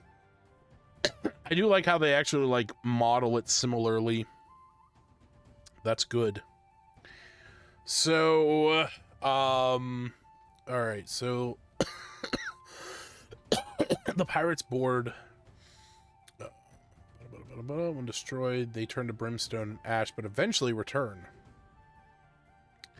Okay, so 8 pirates, led by the pirate captain and a flame skull. As wave 1 falters, Lieutenant Metzterel, a Cambion, 2 bearded devils, and 2 pirates join them. Facing defeat, he casts plane ships to escape. Once the battle ends, breaks apart and sinks. Party has time to search the large quarters astern, where tattered logs and charts show their port. A tiny cove a day's sail away. Okay. When the characters arrive at the cove, Blood Rider has returned. All undead listed in waves 1 and 2 are back on the ship. And they and Mezterel, if he escaped, ambush the party in the haunted village. Holy shit. The pirate's treasure is hidden behind the waterfall. And includes 3,500 gold, a set of amber dice, a ship in a bottle decorated with golden gemstones, mariner's armor, and a folding boat. Within the captain's grotto, the chain-bound, burning heart of Blood Rider's former captain, Sultan Vale, floats in the air. A chain devil and 2 barbed devils guard the heart. Blood Rider and its crew rise again one day after being destroyed unless the heart is doused in holy water and the remove curse spell is cast on it. An identify spell on the heart reveals this ritual. With the permanent destruction of the Blood Rider, Sheeran sings the group's praises from Baldur's Gate to Athkatla. Henceforth, she'll provide a ship and crew for any journey. Nice. Cool. All right, I want to see some like real high magic shit. Got level 10. What does this go up to? It goes up to level 13. Ah! Sorry. I was going to get really, like, jaded there for a second. I've said numerous times that D&D can't figure out shit past level 13. There is no such thing as high-level play in D&D, and they keep saying, like, no, no, no. We're going to do high-level play. We're going to do high-level play. There's going to be all kinds of stuff for high-level play. And you know what? Maybe, arguably, there is stuff in the other chapters. In this going up to 13, it's kind of a slap in the face. What do we got? A region, the Arcane Empires. A cult devoted to Cyric is traveling the high country of Reshimen, disturbing ancient monoliths that imprison powerful demons. Hathrins of Reshimen keep watch on these monoliths, but the cultists are beyond their power. Thulra, a Hathrin elder, offers the players 6,000 gold to travel to 3 monoliths, inspect them for damage, and find the cultists. She provides them with a map. Kisakon. All right, so every day of travel, roll once. Okay, so 1 hex is 8 miles. So they can arguably move 3 hexes a day. So it's going to take a while for them to get from place to place. So encounter 1, Kisakon is on the hunt. Who is an ancient white dragon, lives atop the tall mountain peaks shrouded in perpetual snow. He's attended by 4 white half-dragons. Jesus Christ. And seeks to avoid conflict, but defends his lair if necessary. Okay. So we got some kobold warriors led by a half-dragon. We have 4 winter wolves led by a dire warg. We have wraiths. We have a hobgoblin warlord and an army of 100 hobgoblin warriors. Whoa.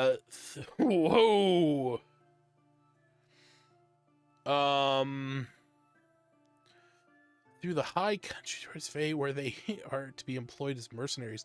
The warlord asks the party for news and doesn't initiate violence. If the characters fight, use the rolls for mobs. Holy shit! My God. 2 frost giants seek to capture Kisakon.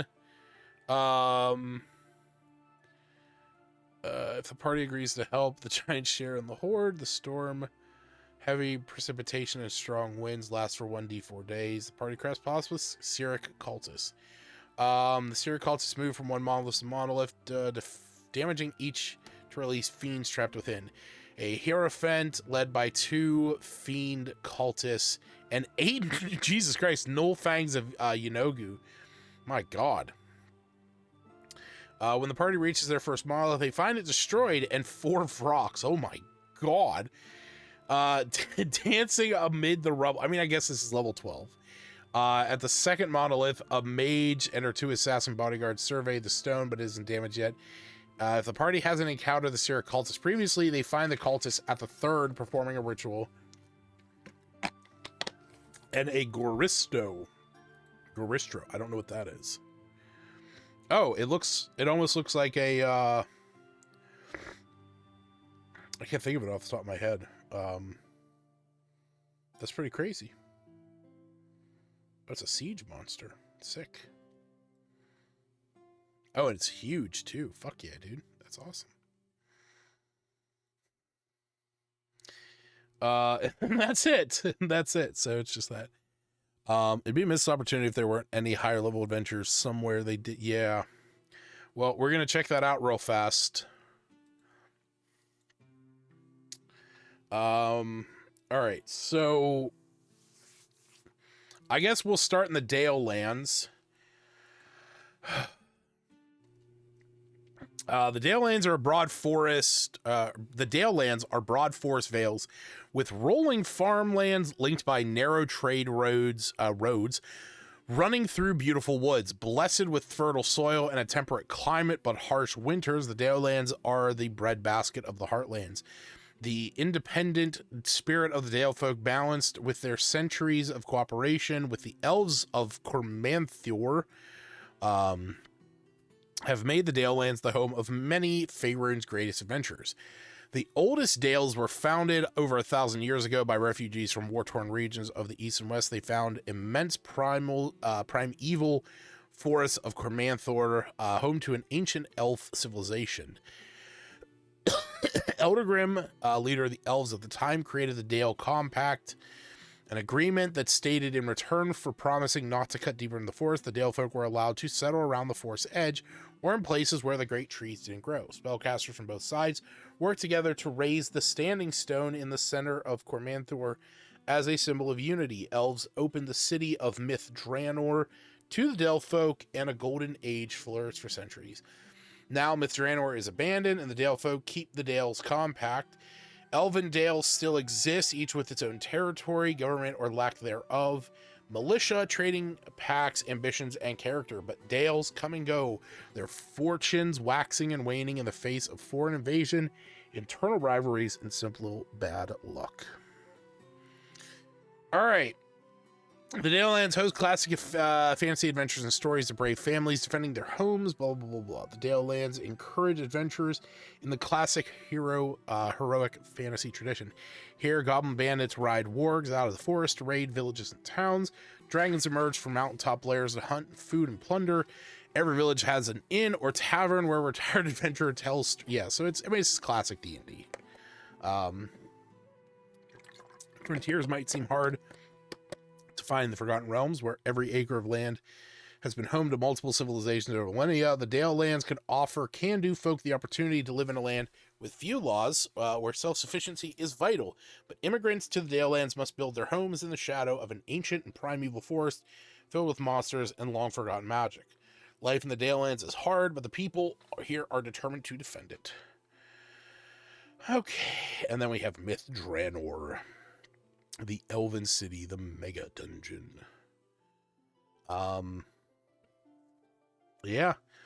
An adventure site so large that no single party of adventurers could hope to explore it all. Instead, adventurers gather information of the ruined city, explore a region until resources run out, then return home to rest and sell their loot to fund the next round of exploration. All right, so...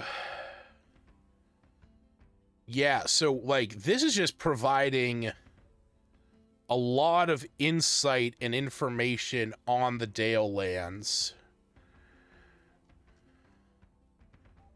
So we got like some lore of the we got lore of the region, we got the folks that might be there, the different towns, and how, I guess, the government delegation works, information of Cormanthor, some locations in there, Myth Dranor.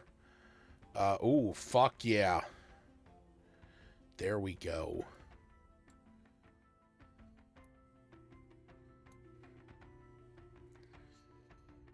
All right. Locations in Myth Dranor.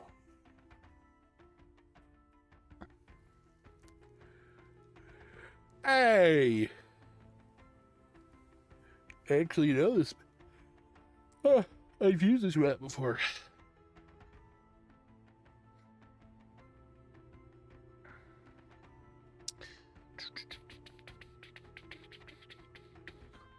I love Mike Schlee's maps so much. They're so good.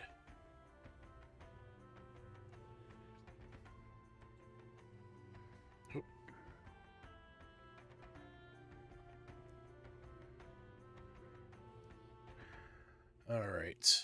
So we got the different locations in there, the different Dales. Archendale, Battledale, Daggerdale. So we just have a lot of information about the locations, which is good. So we have the Dale Lands Gazetter, stories within the Dale, and then conflicts. Here we go. Okay. This campaign... okay, hold on. Instead, conflict in the campaigns focus on exploring the Dale Lands doesn't come from one villain in particular. Instead, the adventurer pits themselves The adventurers pit themselves against desperate threats all over the Dalelands. As the party goes from one Dale to another, they meet and befriend important NPCs, solve problems, and raise in notoriety and power. An important element of this party is restoring the village of Freedale. Success in this venture encourages rollers throughout the Dales to treat the characters as equals. This campaign is driven by the goals of the characters to explore the Dale lands, help Dale folk, and bring peace and prosperity to the Dales, not the goals of a single insidious villain. The adventurers' rise to fame in the Dale lands might follow this broad outline. The characters come together in the Old Skull Inn, where they're hired to recover the book from the Lost Library. Use the Lost Library in Chapter 7. Their success on this quest brings them to the attention of Lady Solwood, who sends them on the adventure, the Tomb of Damara. Okay. Okay. Ooh, wait, this is specific. Oh, wait. No. The Tomb of Damara. Oh, okay, so these are located within this.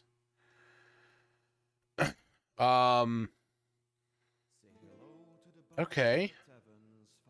Now proven here as the adventurers to return prosperity and hope, you can use Restoring Freedale.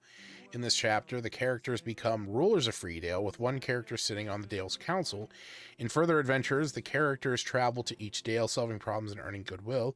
You can use the Temple of Transmutation as part of this story. The party might even eventually try to recover the legendary Sword of the Dales and unite the Dale lands. So we have Monder, God of Rot. He's a god of corruption and rot, and the heroes of the Dale lands have battled him for centuries. The hero Alias left Monder's rotting corpse in the hall of Cormanther, but a god isn't so easily killed. Monder's ultimate goal is nothing less than the corruption of Toril itself. To attain this goal, he corrupts the forest of Cormanther and seeks to consume the magic of Myth Draenor. Conflict between adventurers and Monder. Oh, God. Monder looks awesome. Looks like a gibbering mouther.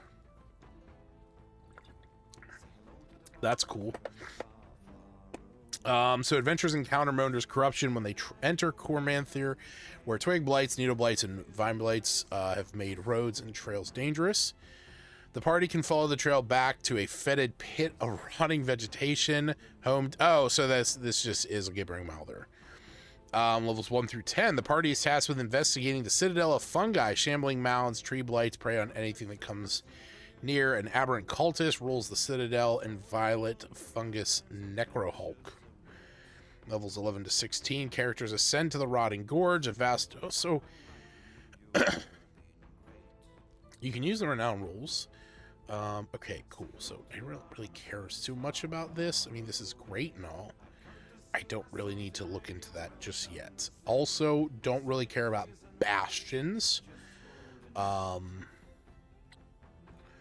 Okay.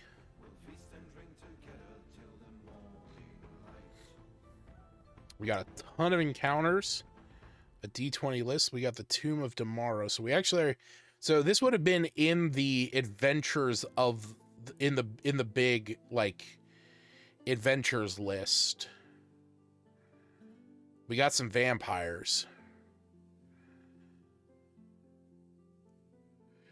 The Temple of Transmutation. Okay. Is like specific to this. Because I don't think that was in the other one. Let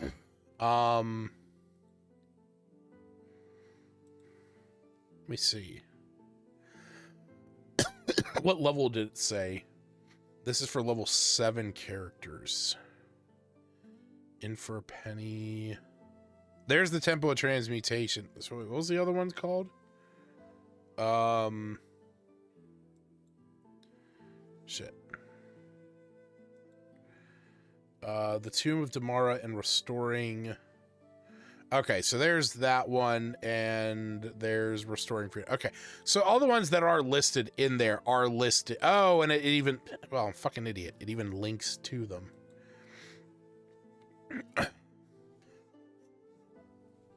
Okay. So all in all,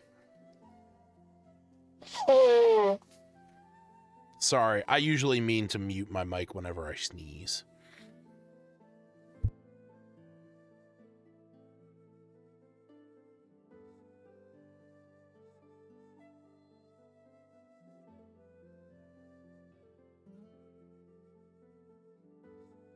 Ooh, boy, I got a nosebleed.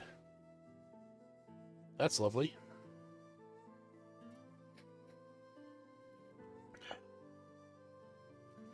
All right, 1 second.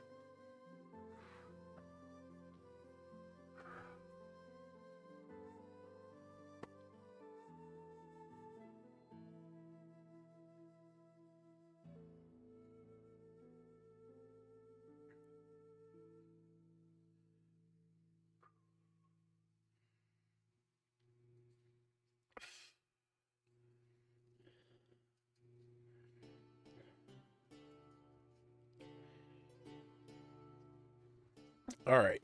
So, I mean, overall, it just kind of looks like they're like each of these sections is like, hey, you want to run a campaign in the Dale Lands? Here's some information about the Dale Lands. You want to run an adventure in Icewind Dale? Here's a little bit of information about Icewind Dale. And the same thing probably goes for Calimshan, for the Moonshade Isles, for Baldur's Gate. Now,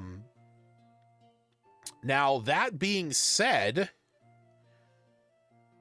I don't think it's a bad way to do it. I mean, oh man, we got the Mind Flayer shit going on.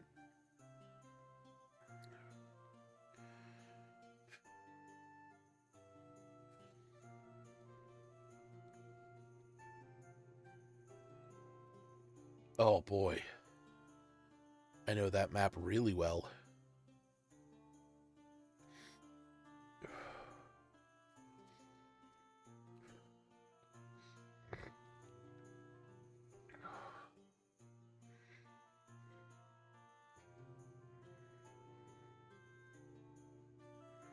Hey.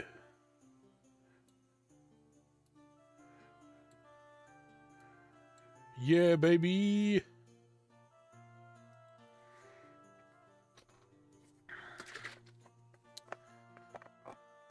Good. I actually like how like each town is. I mean, you can also read, you know, Rime of the Frost Maiden to get some information about each one of the towns as well. But granted, they already outlined that, you know.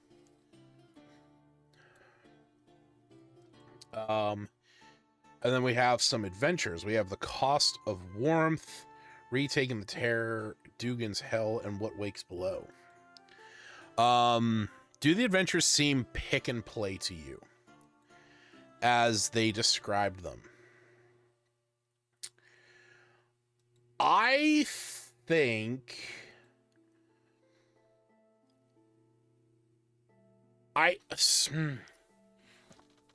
do they seem pick and play? Okay. Are you saying that as in you could pick up, like, are you saying that as in, like, if you wanted to run a session tomorrow, could you pick any one of these and, you know, just run it? If that is what you're asking, the answer is yes. I actually do think that these are, you know, kind of, you know, pick and play. They described them as pick and play, and to me it seemed, yeah, if that's the case, yo, what's up? I don't know how to pronounce the first name in that. Is it Scene? Cini? Codiez. What's up, Codiez? I don't know how to pronounce your name, and I apologize for that. Yeah, let's clear formatting here. And then want to...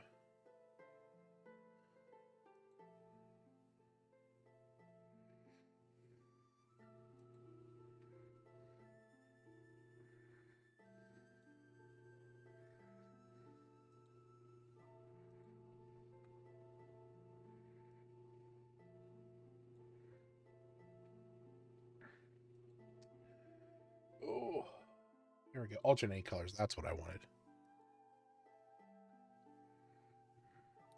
Whatever. I just want an easy way to see this. Why is this in... Why do I have this in dark mode? That was kind of annoying. All right. I also need to increase the size of this because it's hard to see. And let's resize these. All right. So how many are there? There's 51.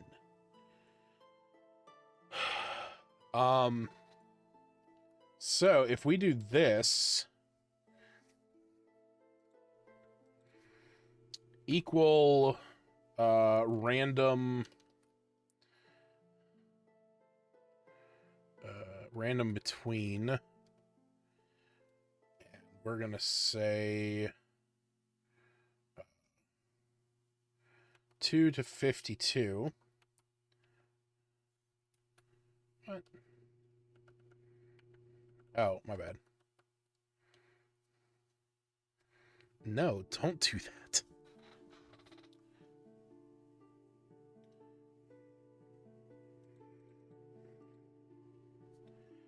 All right, so 7.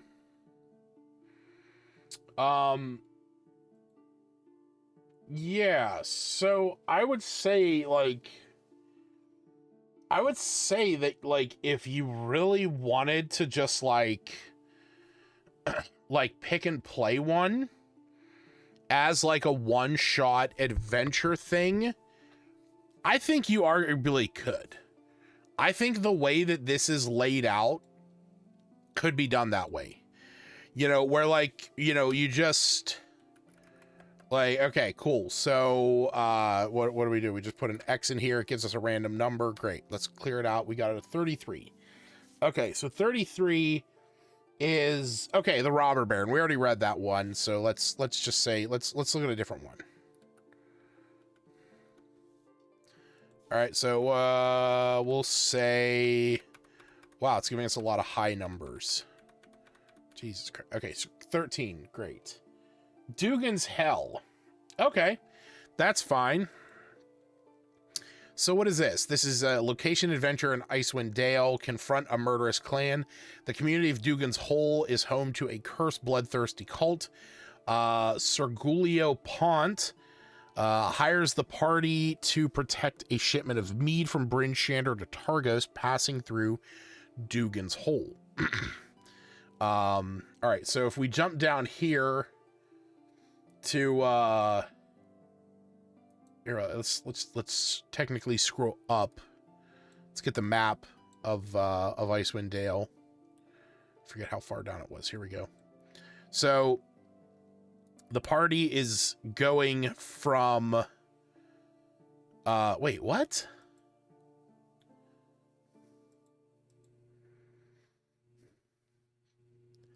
From Bryn Shander to Targos.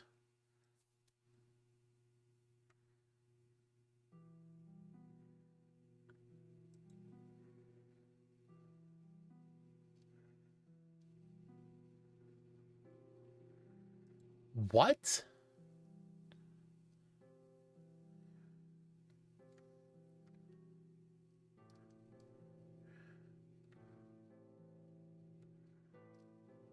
Hold on. Hold on. Hires the party to protect a shipment of mead from Bryn Shander to Targos passing by Dugan's Hole. Oh, wait. Passing from Bryn Shander to Targos. I mean, this mead must be coming from, like, fucking Sunblight. Like, this must be coming from the fucking, you know, like, Dwarven Fortress.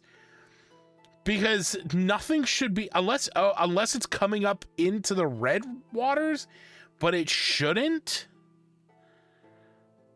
because anything should be coming up the Shangarn River.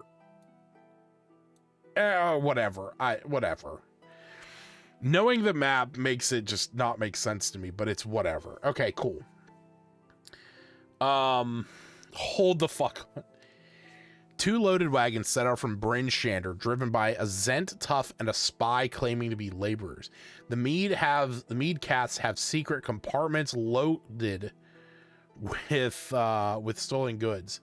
Limb of Dugan's Hole and 5 berserkers fight, attempting to drag wagons and victims back to Dugan's Hole. If the party returns to town, that settlement speaker raises an outcry, and the parties are sent to investigate Dugan's Hole.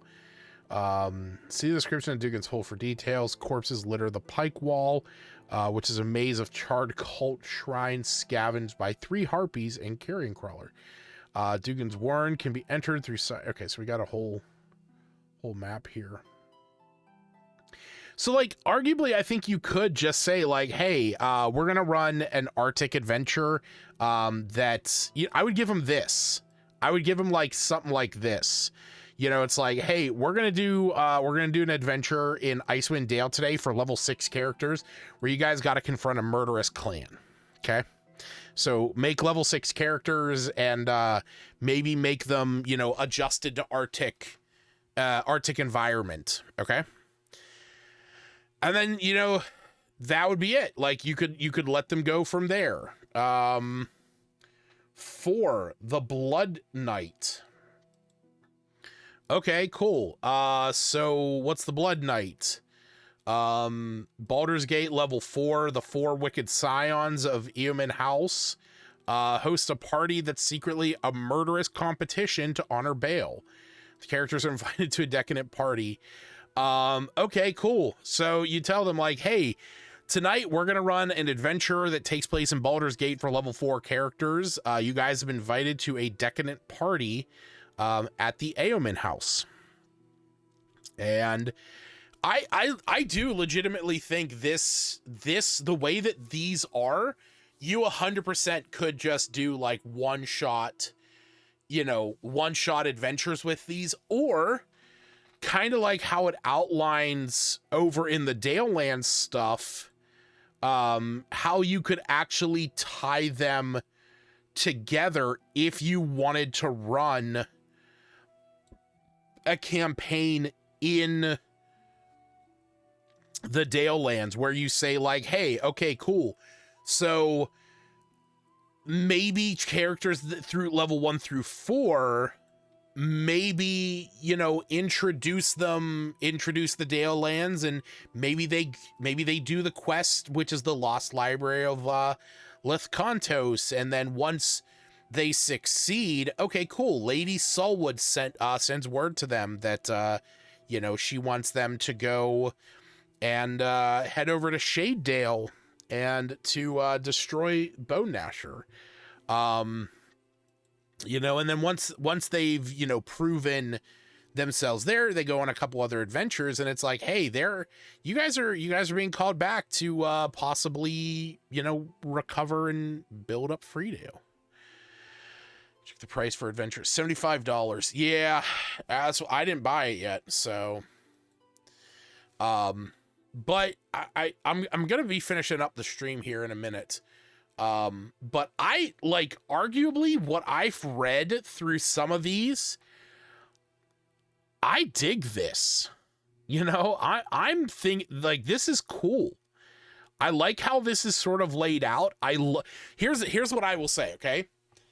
These are very digestible for what it needs to be. And everything in this feels like it could be something that can be run in 1 to 2 sessions. Okay.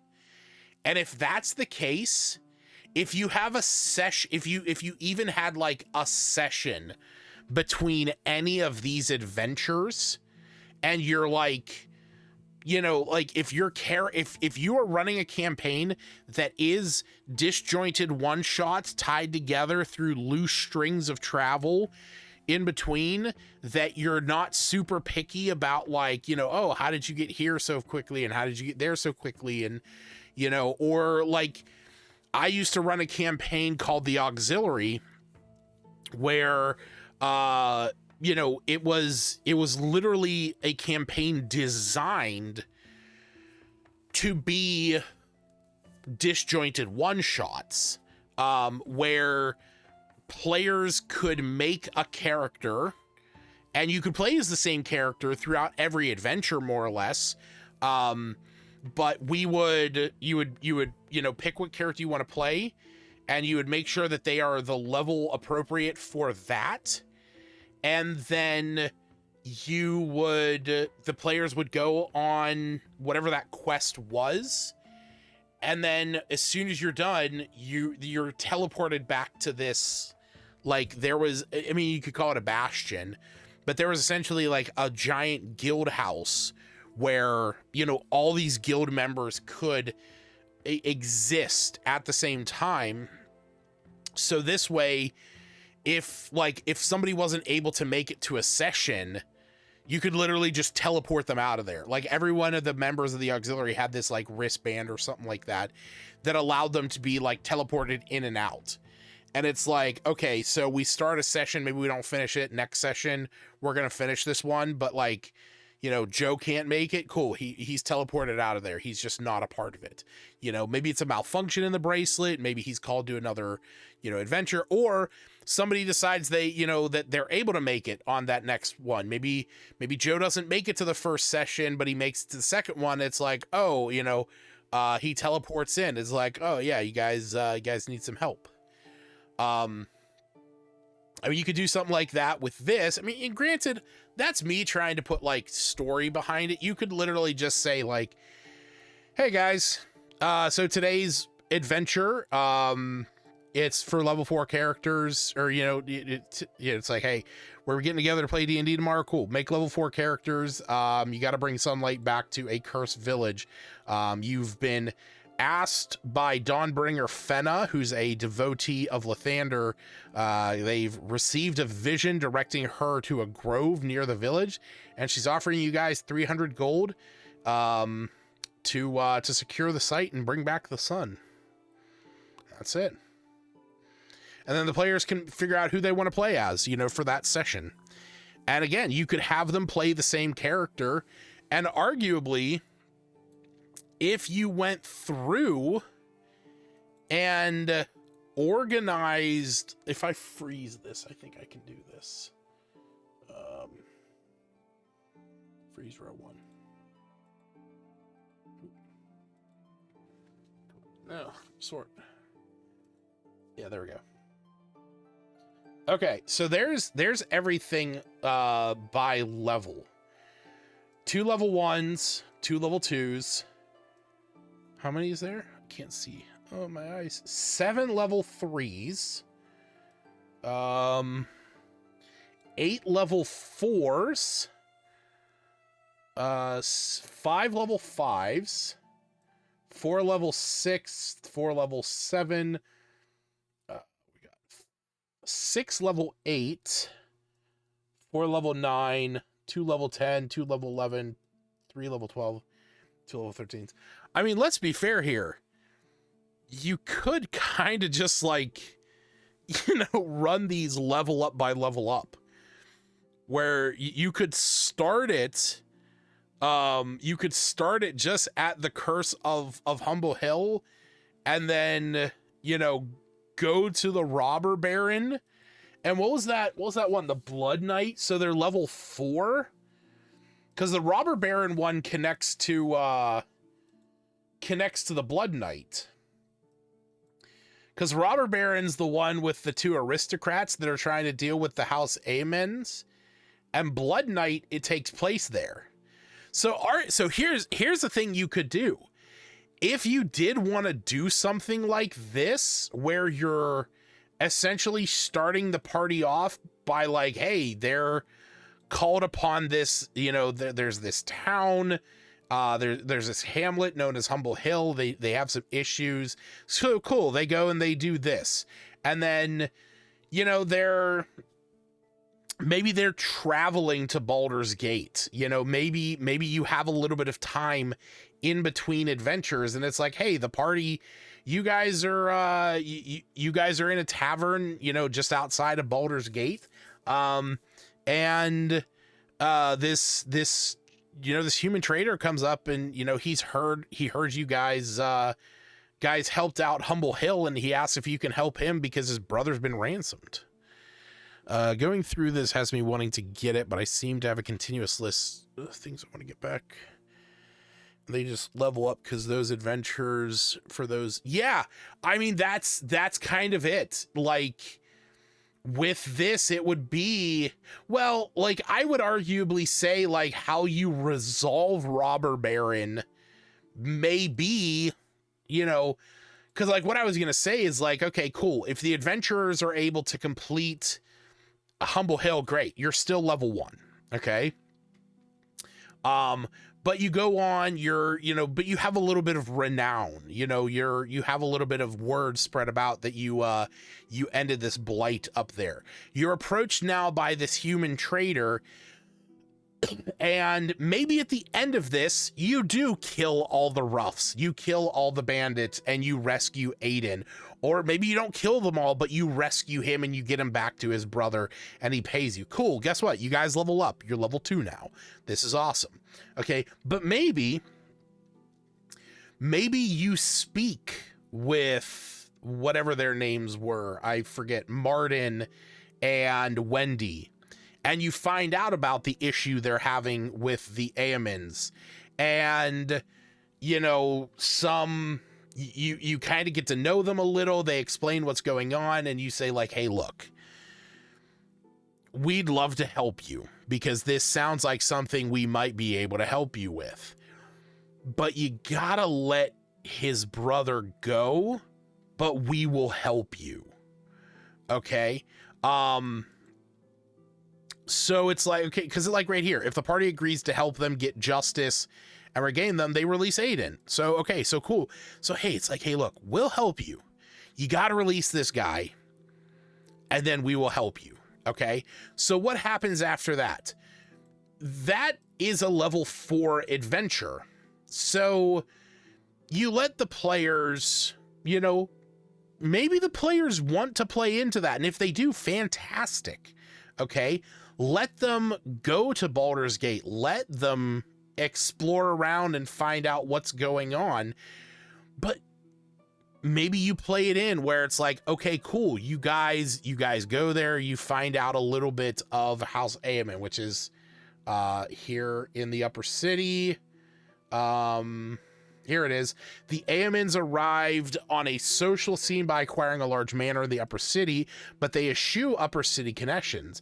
Instead, they hold indulgent parties for aspiring socialites from the lower city. Since these guests risk run-ins with the watch of the upper city after dark, they have little choice but to endure the increasingly bizarre and sadistic games held in the manor. The 4 Aemons fall into secret worship of Baal, and they're preparing a slaughter masquerading as a party to demonstrate the devotion. Okay, so these are people that are like, instead of having connections in the upper city, they're kind of just like letting people from the lower city, you know, indulge into their grand, you know, goings on. So let the players learn that. Let them go to Baldur's Gate. Let them learn that. And then it's like, okay, we need an invitation to one of these events to like find out a little bit more. So, okay, cool. Maybe you need to go and get your renown up. Okay. Maybe they go to the Aemon house and it's like, hey, you know, we're kind of curious to partake in one of these parties of yours. And they're like, oh, we don't deal with your kind. You know, you're nobodies. Okay, cool. So players go and it's like, okay, cool. We leave it there. All right. And we say, okay, a couple days go by. You guys are resting in a priory. Gets attacked by goblins. Cool. All right, let's fight them. Great. All right, cool. So that's done. You have gained some renown by the Order of the Gauntlet. Great. A couple days later, you guys are traveling near Lylon. I did actually read. I saw this as I was scrolling through, and I was like, wait, I saw Lylon in there. So it's like, okay, cool. So a couple days later, you guys are in Lylon, and Marigold and Valdi, oh my god, Valdi Estepar, ask the characters to investigate a weeping statue over on Idle Island. Okay, cool. So you guys attend to that. You're starting to gain a little bit of your name's starting to get around. Cool. We got the Fury Grove, a wood elf druid from the Laughing Hollow, traditionally visits the shrine of Shantea in the nearby village of Jolkton at the spring festival of Greengrass to bless crops and sow harmony between the Jolkoners and the Fae of the Valley. This year, no druid has come. Dina Blue Creek, the village's halfling Lord Mayor, turns to the party to make sure all is well. So party goes out. They figure out what's going on with the druid. I don't know because I didn't read it, obviously. Then, yay, a couple days later, you guys are besieged by Helmstead's town elders, distraught over Tracy's disappearance. They offer you 300 gold. And then we do the, disinterested danger. We get some factions. We do the Drowning Forest, the Lost Dawn, the Wolves of Amphail, the Eyes of Atar. Oh, wait, did we skip Blood Knight?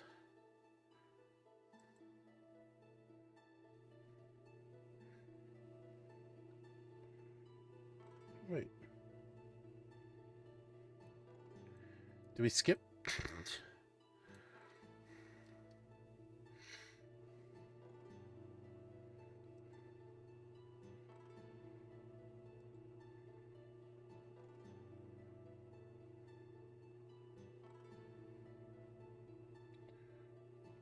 Oh. Oh, I see. Okay. So the stuff that is like specific to locations is... No, that's not true. Dugan's Hole's in here. And the Blood Knight.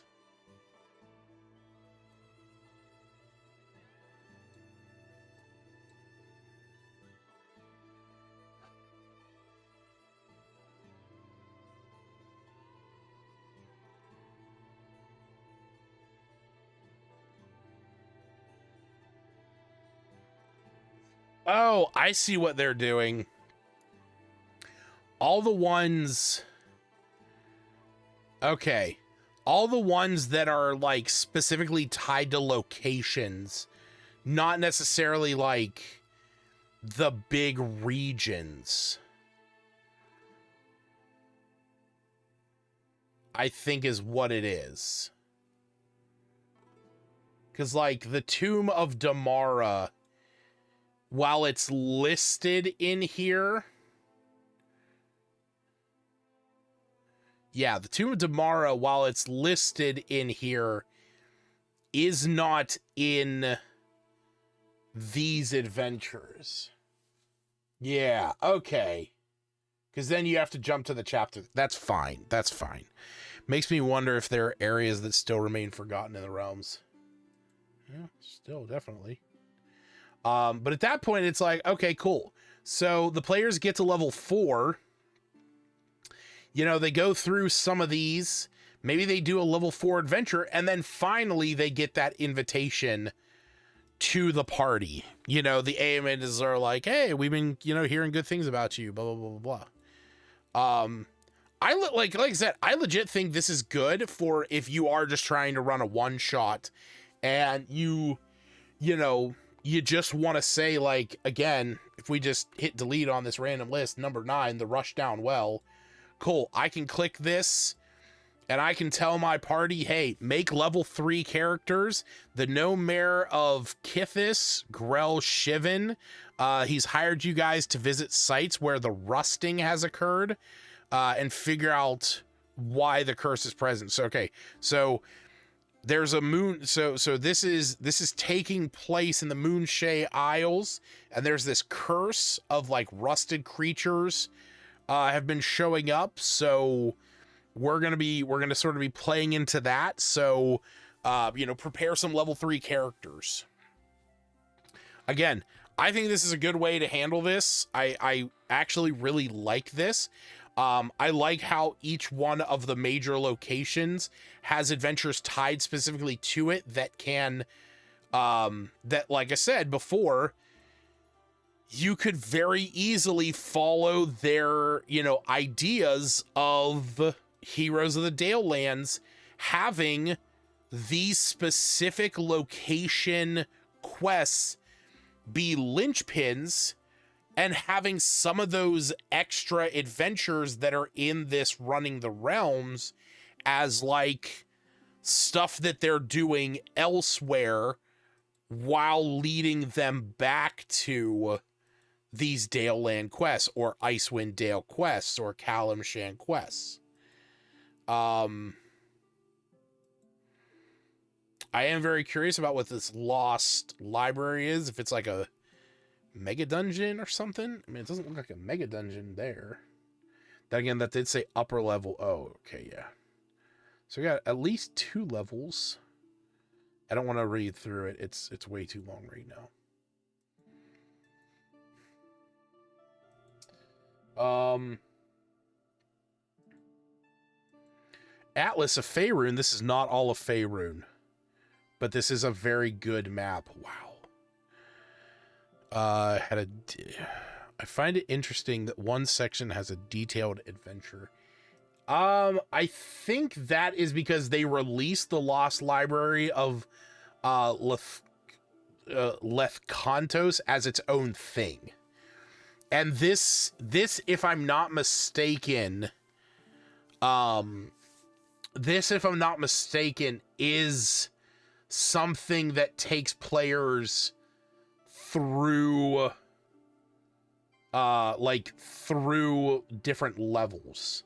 I think they level up within this. So, the Dalelands one? I mean, I legit don't know if the other ones do or don't, actually. Let's see. Well, check that, and then I'm probably gonna head to bed soon. Okay, so Icewind Dale. Here we go. DM's toolbox. Oh yeah, no, this one has one that's the same as well.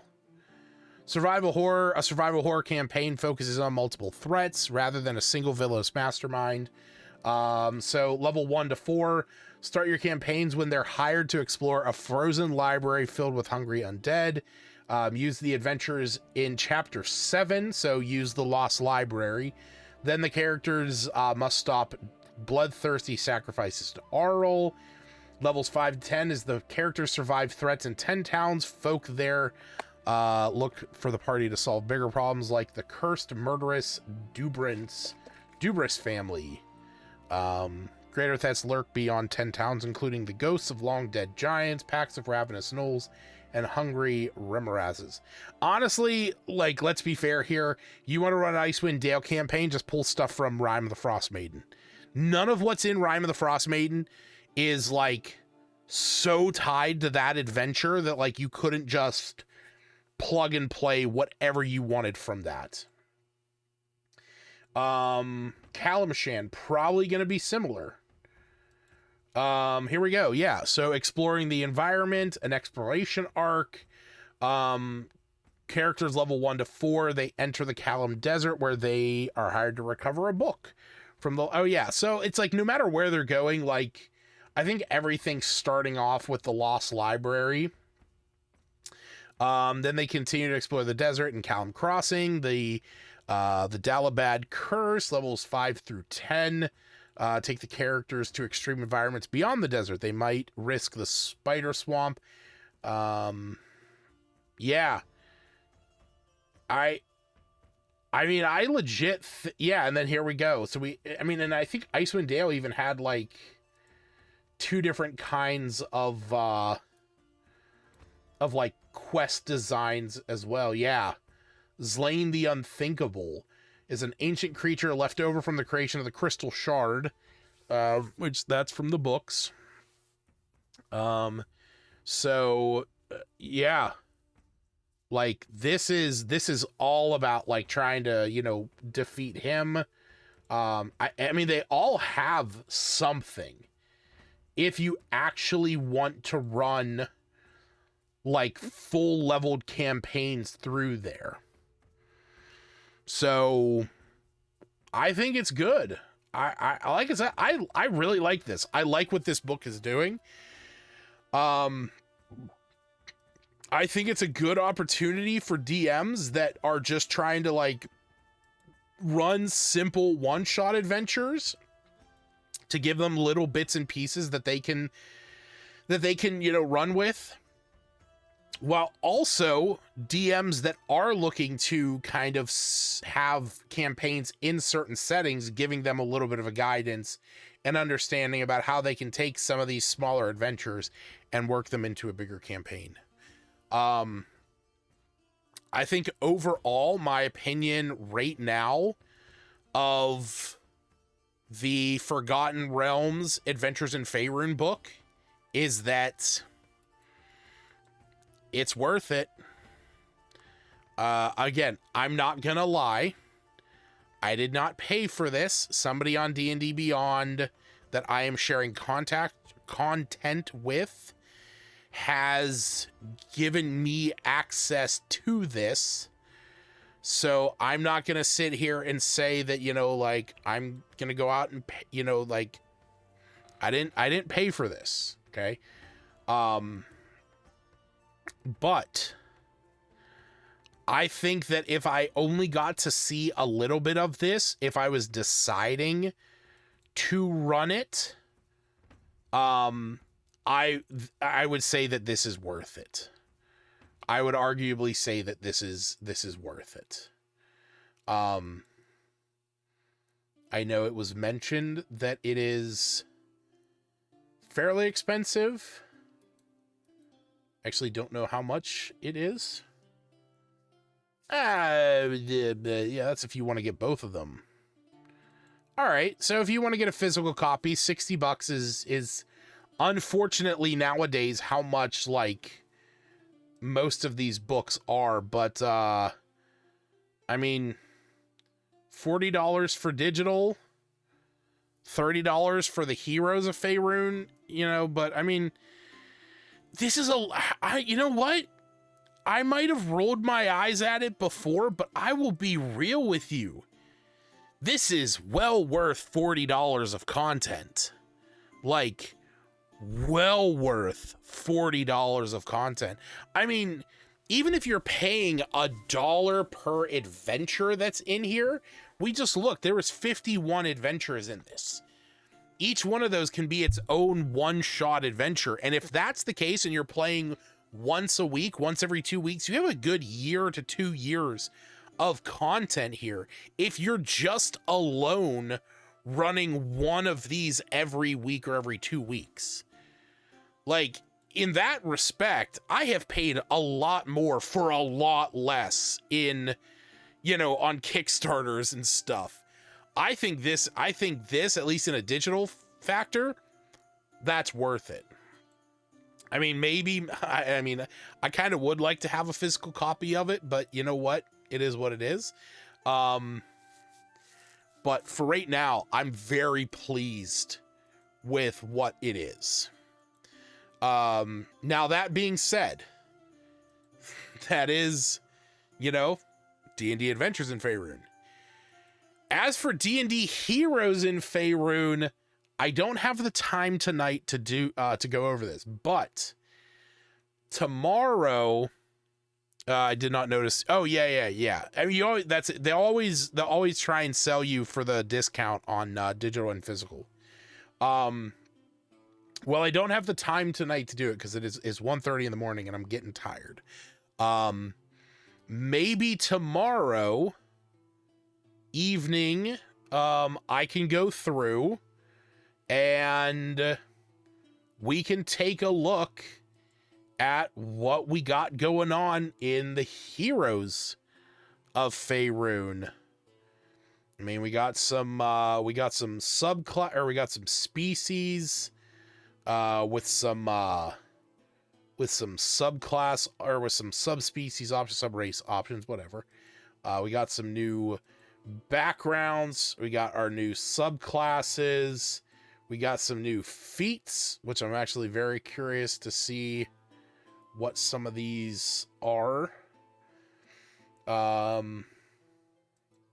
We got some new origin feats, some general feats.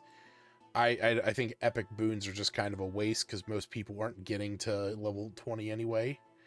And then what they have, and ooh, look at this, gods of Faerun.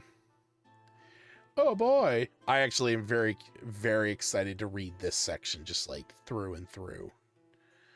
My boy Lathander is in there. And then yeah, we got all kinds of new items. We got magics and spells. We got factions. I am very curious to see what is in the heroes, but at least for what it is worth. Whoa, they got Helmshold in there. Still don't have Crosser Gate.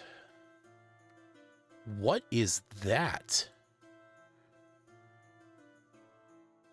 Irithambol. Innovar's Tower.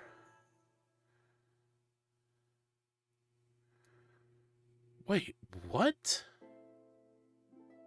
Hey, the Tower of Twilight. I don't know that location. What is that location?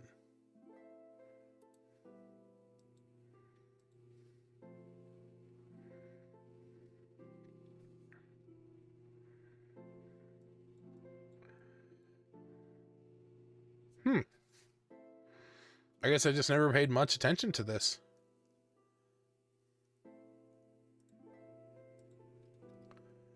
Oh, didn't mean to click that.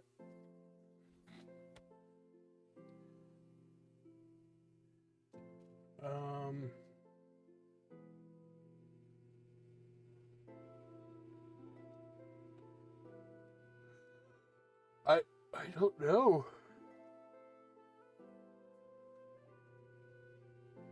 My eyes are so out of it right now.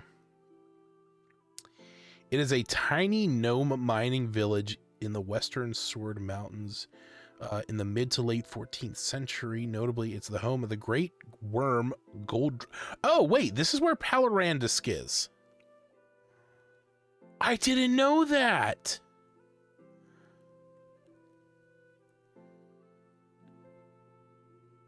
What is it? You're a thimble. Narrow valley called Ferndale, high in the cradle between three peaks. So lie alone that mark the west edge of the Sword Mountains before descending into the mire of dead men. The gnomes were once quite active, even aggressive in their patch, but over the years they dwindled. They might have been destroyed or driven out by monsters before, if not for the coming of Palorandisk. After protecting Neverwinter for some time and later becoming gravely wounded, desired to retire, yet still serve as a guardian of some community, hardworking people. Took a liking to the gnomes. With his magic, he summoned lone gnome elders out of the town to meet with him, then revealed his true nature and asked to be allowed to live in the area. Suffered attacks. I ran years ago. I was running an old campaign of mine. And I actually had the players interact with Palorandisk. And I didn't realize that he was from, like, canonically this little settlement there. And that it's just making me laugh that I didn't know that. That's really funny. And the fact that it's like on this map, and I'm like, what? It's still, yeah, there's Crosser Gate, baby. Still kills me that Crosser Gate gets such little talk. You know, and it's funny too, because like I talk about Crosser Gate like it's something special. I used it in my one campaign, and it became like the main town for the campaign. They have a base there that's like where they saved it from like a meteor attack and stuff like that. So good times. I do find it interesting they've created a player focused book. Oh my god, it's so zoomed in. Not sure players who don't DM. Wait, what? I do find it interesting they created a player focused book. Not sure players who don't DM would be interested. Not sure players.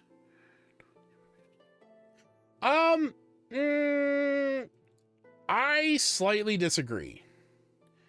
I actually think the way that they did this of, hey, here's a book for DMs and here's a book for players is considerably smarter than doing anything else. And the reason why I say that is because everyone who plays D&D, who has ever played D&D, gets the player's handbook because it has player options. And by and large, 90% of your table needs player options. Only the 10%, only the one person needs that DM book. And in my opinion, I think the problem with the old DMGs in the past has been that they previously, like the first 2014 DMG, it just wasn't really set up well to do anything that DMs needed to do. And arguably, I think the 2024 one also isn't super necessary. Although it does have like the rules index and stuff like that. That being said, while I think a players aren't like, how can I say this? I have a thought in my mind and it's hard verbalizing it. I think the Heroes of Faerun, because it has options, is something that a DM would be interested in getting for their players.